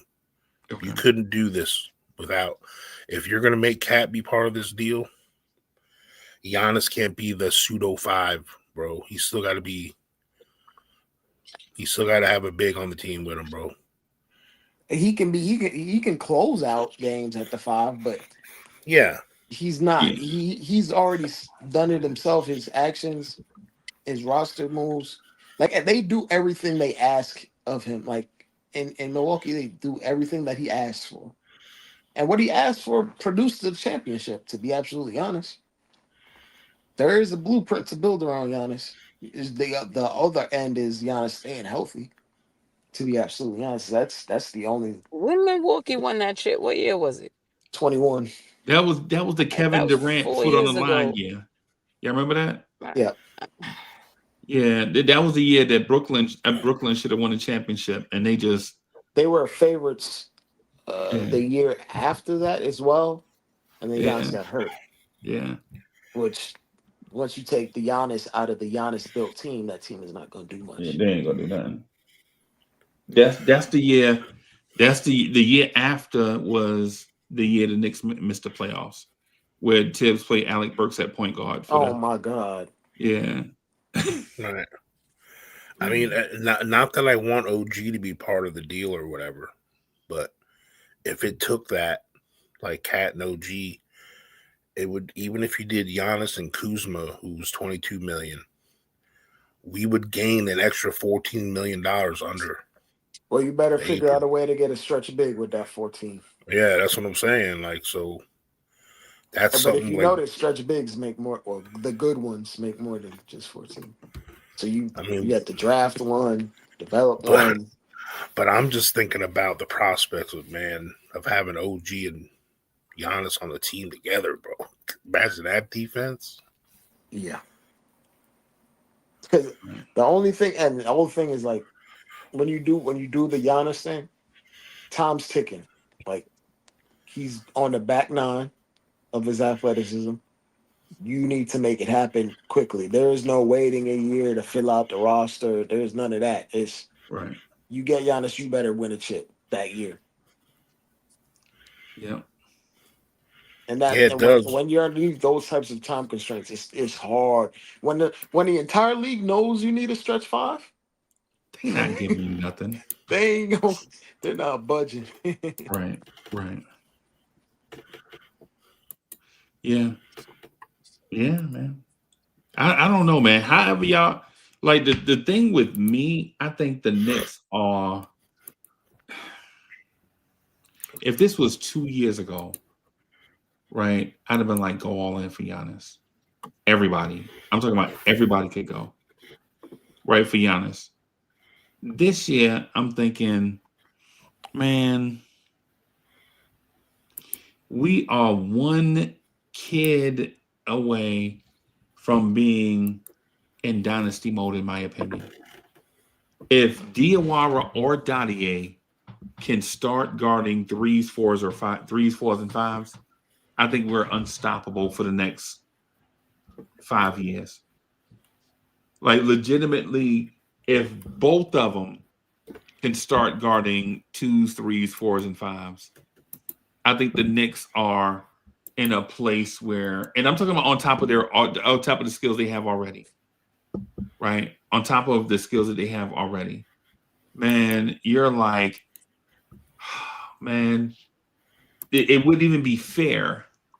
It wouldn't even be fair because if one of those kids develops, it'll be. I'll give an coach. Here's my example. Can you imagine the Denver Nuggets that won the championship 3 years ago?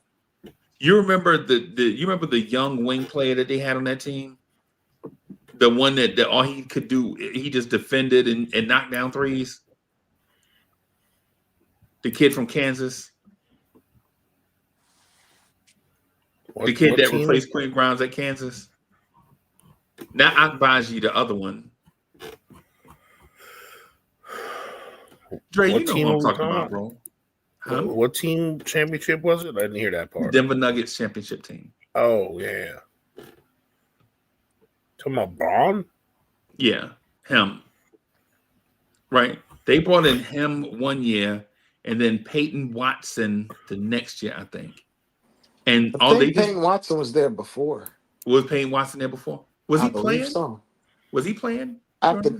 No, he wasn't playing, but he was there. I have to double check though. Okay. Yeah, and so they basically had wing defenders and knockdown shooters on rookie contracts, and all he did was just come in and play little roles that Aaron Gordon and Kentavious Caldwell-Pope couldn't play, right? Because they did too much other stuff, right? They did too much other stuff. So if the Knicks can get, and this is if, y'all, I'm not saying this is fact. I'm not saying they were in the same draft. They're in the same draft. Okay. And so what I'm saying is this is if hypothetical. If the Denver Nuggets can do that, develop two guys like a 6'7" guy and a 6'8" guy to come in to back up Kentavious Caldwell-Pope and back up Aaron Gordon and who was that? They had another guy. Was it Bruce Brown? Was Bruce Brown there too? Yeah, I think Bruce Brown may have been there too, right? So if they can just bring in two guys just to play those offbeat minutes, right? Just defend, nothing too heavy. They don't have a major role. Just bring them guys in. They can defend twos, threes, and fours. Neither could guard five. They made Aaron Gordon guard little fives, right? So Aaron Gordon can guard small fives, right? If the Knicks can do that and then just proceed with what they have, I think now the conversation is a little bit different, right? So it's not like I personally don't think the Knicks are a mile away from finishing. I think the Knicks are internally developing in a way that's not going to look pretty, but that's how it's going to be addition by submission as opposed to addition by the open market. That's just what I think. Yeah. I mean, at this point,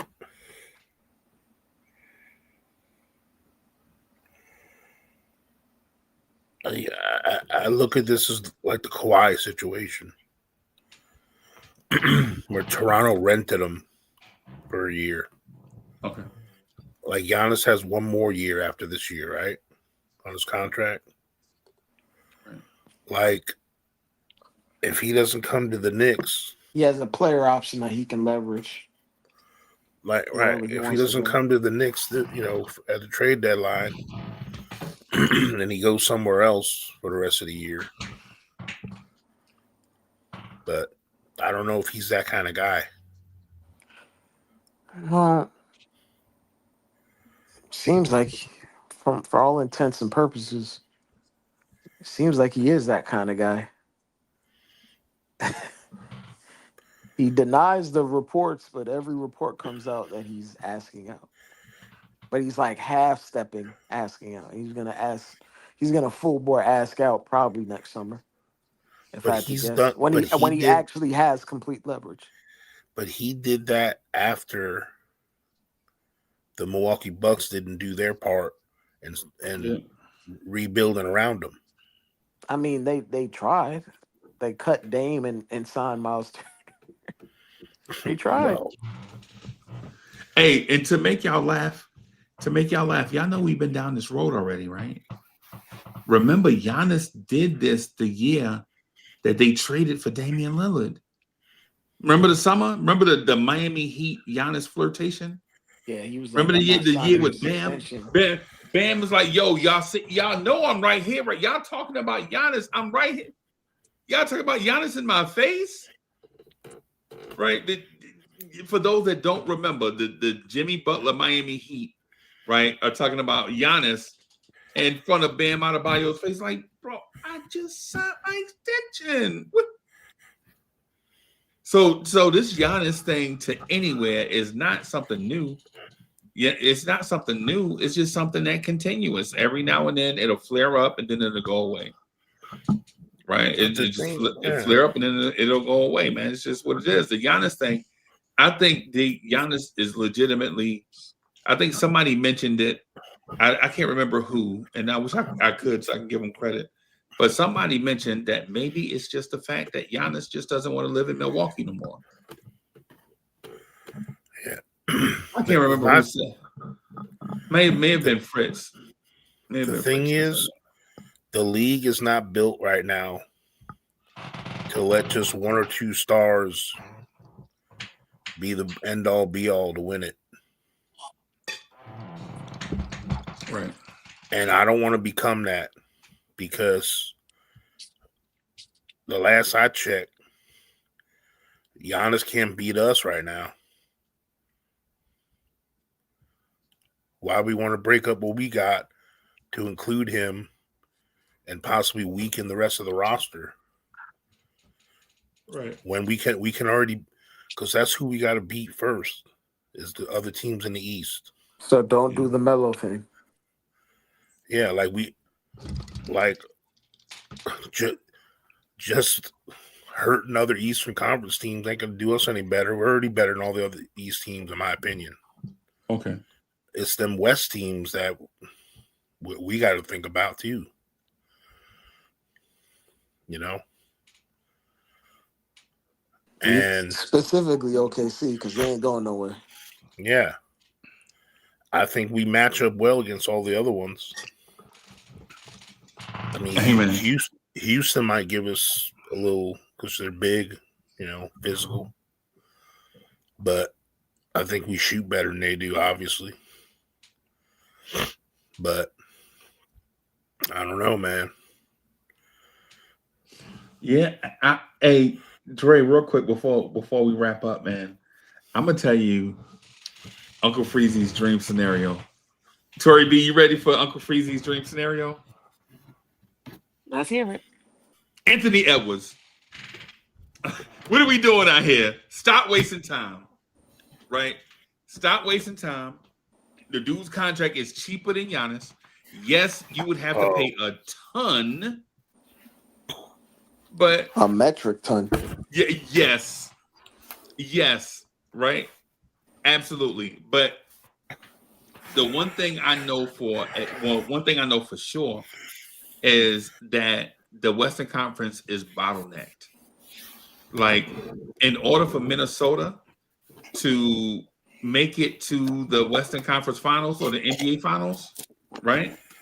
In order for them to make it to the Western or the NBA Finals, they have to have OKC lose.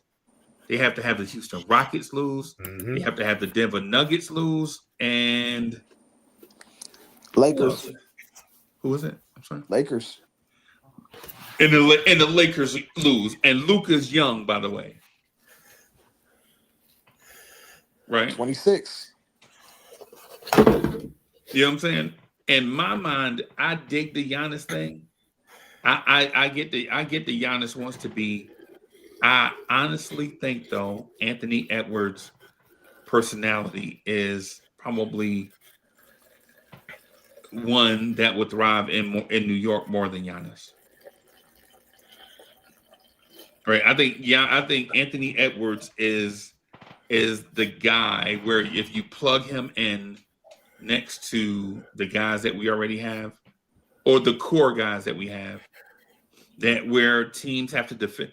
Can you imagine a night where Anthony Edwards has to get defended one-on-one with Jalen Brunson and Cat and guys on the floor, where you legitimately have to guard Anthony Edwards one-on-one, where he doesn't see an exotic defense? I'll frame it like this.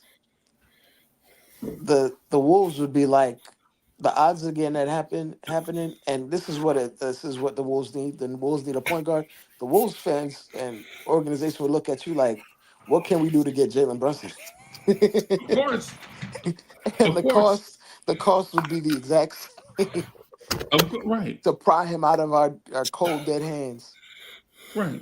Yeah, there's no way but what do you think Milwaukee Bucks fans are saying? Minnesota's not giving us Anthony Edwards. The small market teams do not give up those guys unless they ask out, and then they still like hesitant about it. I know, but okay, if that's the case, why are we talking about Giannis? Because Giannis asked out. Because Giannis asked out. Anthony didn't ask out. That's the point. Or it's assumed that he asked out, right? It's assumed that he asked out. Right? It's assumed, but if Shams Charania says it, it's facts. It's facts. That there's no plausible deniability here. It's proof is in the pudding. Right. Exactly. Right. So, but the thing is though, the thing is if I'll use Tory B for example. I use Tory B and Coach for examples. Right. If I told y'all the Knicks on the verge of winning a championship and the Bucks and the Knicks are thinking about doing a trade, I already know what they're gonna tell me. Right. And we this close, we waited 15 years or 20 years, 25 years. When did the Knicks go to the finals? In 99? We waited 26. Yes. We waited 26 years to get to this point. Why are we gonna break it up now? That's what I think Tory B and Coach are gonna say. Right? Why are we gonna break it up now when we just close? Right? If I told them that they can get a dynamic athlete that's 6 or 7 years younger than Giannis and plug him in next to the guys, the core guys that we have, because somebody's gonna have to go. Somebody's gonna have to go for Anthony Edwards to get here, right? Right. But if we can plug Anthony Edwards in next to Brunson and whoever's left, the whole thing, there's a different conversation. Because now you're talking about Anthony Edwards being in the same age range as Tyler Kolek. If they throw in DiVincenzo in the trade. Do it, right. Do it. Done. I'm only doing it if we get DiVincenzo, right? He misses the big Paisan. Yeah, man. And the thing about it is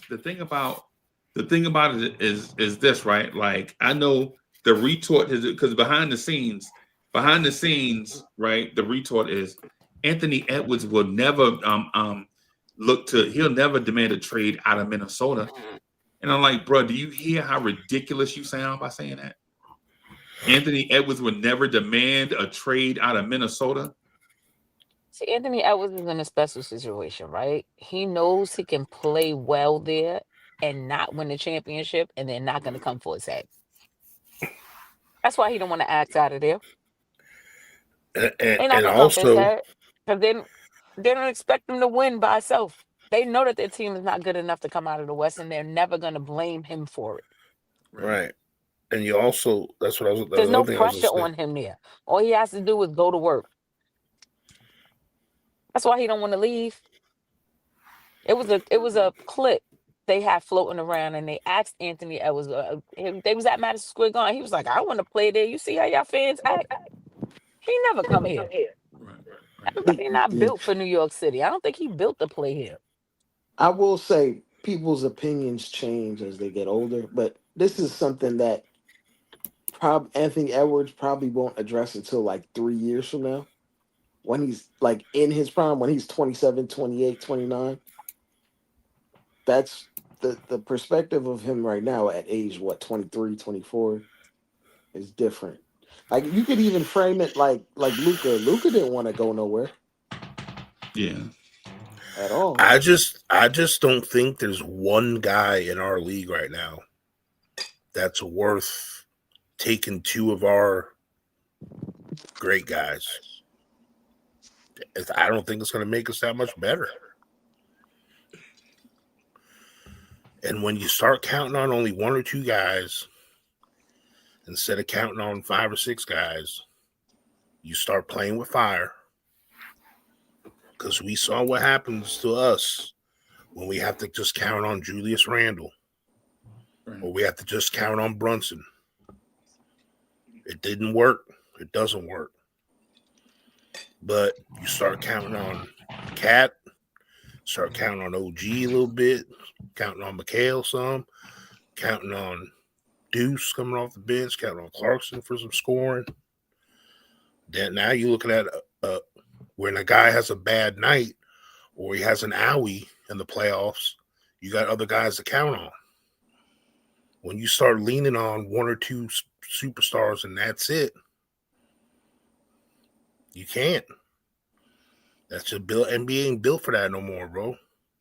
Yeah. As great as SJ is, he's that good because he's got 9 guys behind him that can step up every game. But there's a different 2 or 3 guys every game. Like, who the hell is that? Yeah. Getting 20 this game.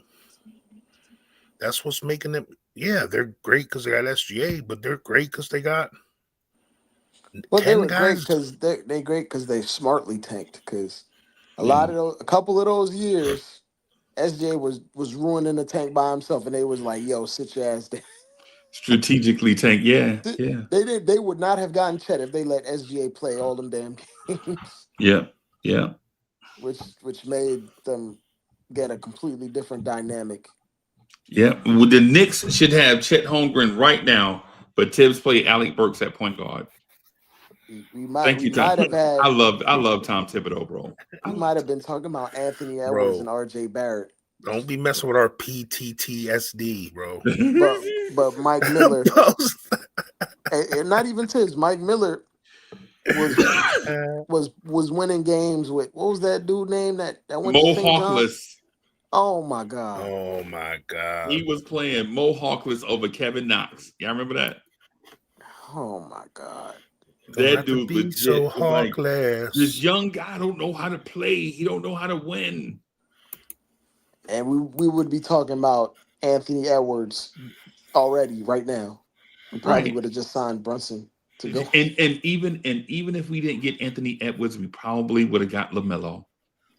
Mm. Right? You talking about just doing it the right way, man. We could have got Halliburton or Tyrese Maxey out of that draft. We won a bunch of meaningless games, letting Tim Hardaway just shoot to his heart's desire. Yeah. His elbow's still hurting, bro. Maurice Endower. You guys like, oh my God. I jumped my ass out of it. I don't know why Dre do that to me all the time, bro. Maurice Endower and Langston Galloway, bro. That's your pick and roll combination. Chasson Randall, stuff like that. Bro, but think about it. We have our whole rotation right now, and we have never been able to say this. And there aren't many. Maybe OKC is the only team that can say this. All our best rotational players, except for Clarkson, are in their prime right now. Okay. Or entering their prime. Entering their prime. Yeah, or entering their prime. Yeah. Like, Mitch is still only 26. Deuce is still only 25, 26. You know, Bridges and Brunson are still only 29. OG's 28. Right. I mean, Cat's 30. Just turned 30. Yeah, just turned 30. Brunson's 29. I mean, Bridges is what he He's 30, right? I think he's No. 29. Oh no, he's 29. Yeah. Yeah. Oh, I'm thinking of Josh. You know the Josh old is adage, 30. right? They say don't look a gift horse in the mouth. And I feel like Knicks fans are definitely looking this gift horse right in the mouth. Yeah. This Why? Like team Because is of, why? really good. Because of the Giannis Really thing? good. Is it because of the Yeah, Giannis because thing? it's because they're this team is legitimately good enough to win it all, right? And instead of being patient and taking the time to see it come together and see if these guys actually could pull it off, everybody want to rip it apart. There's somebody that doesn't like somebody on this team and is willing to yank it all apart because they don't like that one player. They definitely looking to get force in the mouth. This is the best team we've had since oh, forever. My forever. I I can haven't seen a honestly better Knicks say, team. nope, me neither. Right. And I was right there for every And I'm not second. saying it. It's just Yeah. it's weird when you listen to the fans. I'm like, y'all are just ungrateful. Like, this is a really good team. You ain't get ready to change. This is the New York fan. You ain't get ready to change. Bro, they Nah, booed this Reggie fan base Jackson. toxic as hell. Yeah. This fan base They booed toxic. Reggie Jackson. It's New York. Toxic. It's ridiculous. They booed Reggie Jackson out of town. They booed Ricky Henderson with the They hamstring booed injury. everybody. Yeah, they took a word. The New Yorkers took a word and made it something else. They took the word defense and turned it into defense. Right? This is New York. Like legit New Yorkers, they just do. It's New York. Coach, if I ask you what is the official shoe of New York City, what would you say, bro? Say that again. The official shoe of New York City, everybody. Now, I ain't even gonna ask Coach. Coach, don't answer. I'm gonna ask the chat. Chat, what's the official shoe of New York City? Adidas. Y'all better not say a Jordan, bro. Nah, Coach, don't say nothing. Don't say nothing. Air Force Ones. Let the chat answer. Watch. What's the official shoe of New York City? And watch what the chat say. And it's gonna epitomize how New Yorkers think about sport. Crocs. Constructs, man. Timberlands. You feel me? It's New York, bro. It's New York, bro. This Right. is how like the official shoe of the city is like. You feel me? Like that's what I'm saying. Like to get New Yorkers to get 10 or 12 million people, and I'm including all the surrounding areas and all that, right? Gucci flip flops. Yeah, hey man, don't knock them till you try them, bro.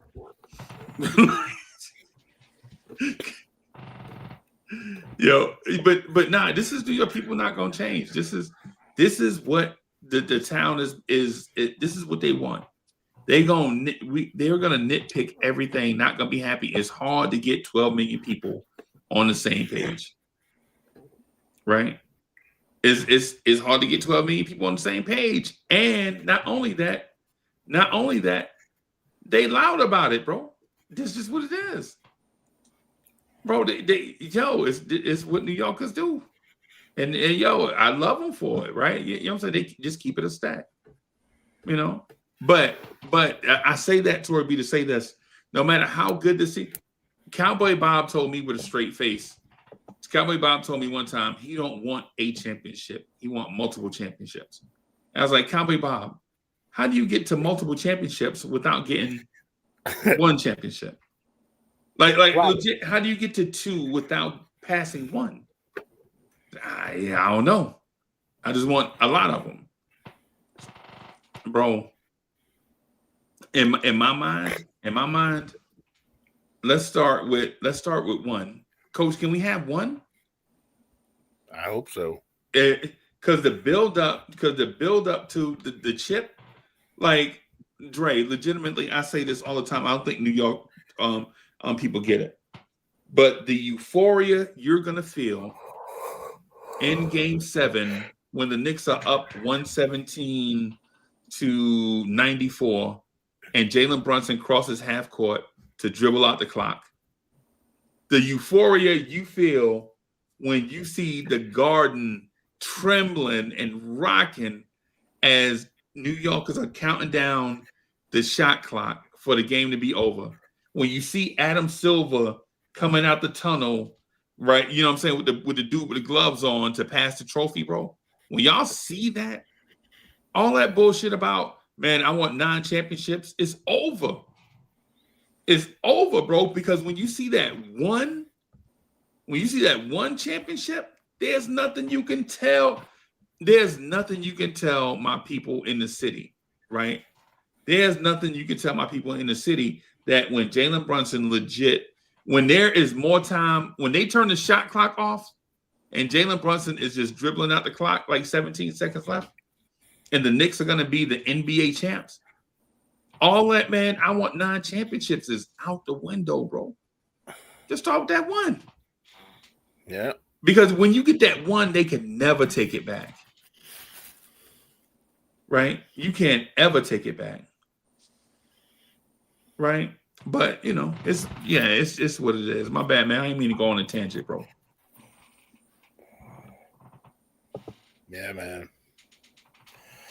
I know. Yeah, because New Yorkers are different, bro. New Yorkers legit are different. They know basketball. They care about basketball. They care about their team more than they care about what people say about them, and don't give a damn at the same time, which is crazy. Like how you care and don't care at the same time. But it's New York. What? When I first moved to Florida in 1988, 89, and just to spite my dad, I became a Bucks fan, the local team, an hour away from where I live. I stayed a Knicks fan because the Magic were still, they just became a team and all that. I was like, I'm always stay a Knicks fan. I ain't never changing that. Right. But the Giants were all weird. I was a Giants fan. I'm like, they play it. This is like when they were playing in Jersey, and you know, it was all weird. I don't know. I just didn't have as much love for them like I did the Knicks. But when I started rooting for the Bucks and the Knicks when I was a kid, and you would have told me at that moment that the Buccaneers were going to win a Super Bowl before the Knicks won a championship, I would have laughed. If you had said the Bucks are going to win 3 championships before the Knicks win a championship, yo, you see how crazy that sounds, bro? The Bucks are going to win 3 championships before the Knicks win 1. Because especially I was right in the thick of Pat was coming up. We had just won like 50-something games. And I think the 89-90 season or something. I was like, uh-oh, coming up. And then we started winning in the 90s. I'm like, man, I know we're close. Right. You can just feel it coming, you know. Right. And then then a couple of decades went by. I'm like, what in the hell happened? But to have this, I can honestly say, after rooting for a team in the 90s that had 5 of the best of the top 10 Knicks win total seasons, 5 of them were during that 90s run. Yeah. I can honestly say this team, and this ain't me being a homer, because I try to keep it real, this is the best team I've ever felt. The lineup we've ever had, bro. Really? And yeah. Tori, really Tori, what do you think? What is Tori? Tori, what do you think about that? You think this is the best team the Knicks probably had in a while? I started off with that. This is for my lifetime. Yes.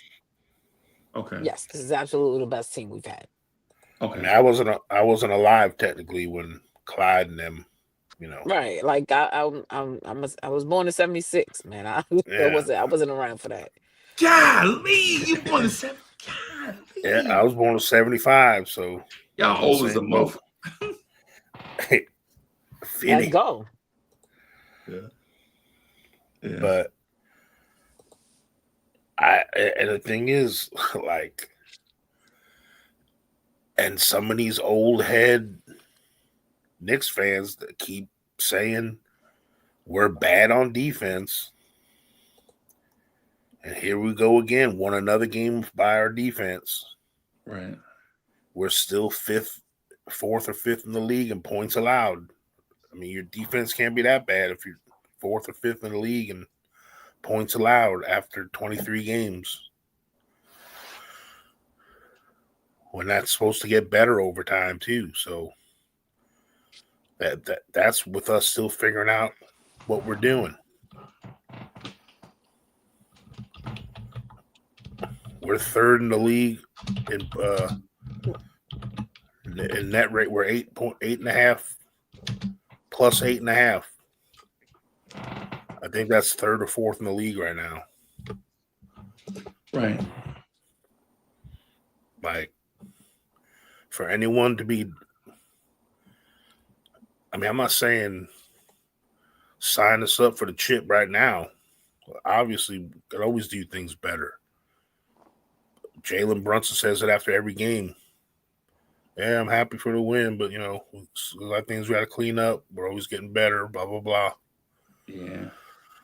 I mean, if you can do that and win while you're doing it, yeah. What's the like? So they're just people just got to complain to complain. Never satisfied. I'm not saying like I'm gonna pack it up and be like, all right, we're good, don't do nothing. But right, we're at a 70% win percentage, bro. That's the magic number to be at. Yeah, pretty much. With not even the whole team playing yet. Not even and not playing well. I remember this team is just this team coming together. So I mean, or just coming together. So right. I mean, yeah, and that's a where I'm trying to see. We're still learning. We're not running real plays. This team is still getting it together, and is second in the East. That says a lot. Yeah. They are definitely moving in the right direction. Yeah. That's saying everything, basically. You know what I'm saying? That's basically saying everything. Like, we ain't even put it together yet. But once we get together, yeah. Is there anything out there that might stop us from getting it together, though? Injuries? More I injuries? feel like that bug been looming all season, Lord. Yeah. As I think about it, the only thing I think that might be like a rock in our shoe is probably is probably the consistency of the bench. Right. Like, I'm not concerned about Deuce McBride shooting. Like, stuff like that don't concern me. Right. But what would concern me is when we needed Yabusele and Clarkson not coming through in Shaman. That might be the only thing that concern me at the moment. At the moment, that's the only thing that'll concern me. So, but I mean, the last I checked, the bottom 5 or 6 teams in the Western Conference are just as horrible as the bottom 5 or 6 teams in the Eastern Conference. Okay. So every team in the NBA has been playing not so good teams here and there. Yeah, of course. Of course. So and tag in the injuries, like everyone, your face, like bro. If you look at Detroit's schedule, they either face teams that are injured or just bad teams every night. Like, right. It's like confusing how it happens. But what it does for them in a strange way is it pads their schedule, right? Like, so it pads their schedule, but at the same time, it builds a young team confidence, though. You know what I'm saying? So yeah. I feel you, Dre. I feel you. I feel you. But they get that weird confidence where they feel like they could just beat anybody because they win. Because y'all remember how low the Pistons' confidence was when it was on that 28-game losing streak? Remember How long ago was that? That 2 years ago. That was 2 years ago. All right. I was okay. Yeah, because last year was the year they kind of turned. They fired the coach and brought in bigger staff. So yeah. Hey y'all, I'm gonna wrap up right here, man, and work on some Echo and Essence stuff and some Lawrence Tier stuff, man. So the goal is to do the Knicks Morning Drive tomorrow at about 8 o'clock. That's the goal. We'll see how that goes, though. Definitely in the morning at some point. Knicks Morning Drive. We're gonna play Coach's song. What, Coach? How the song go? Oh, I can play a part of it right now. I got it. So the goal is to play part of this in the morning. Yeah.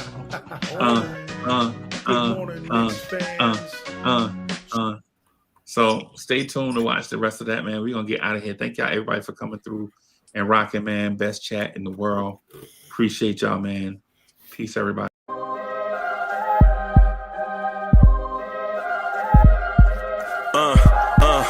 I rank where the view is nothing less than phenomenal. For how I express and project from my abdominal. The only view better, both my daddy and my mama know. No living parents, my sons give me balance. My wife is my serenity.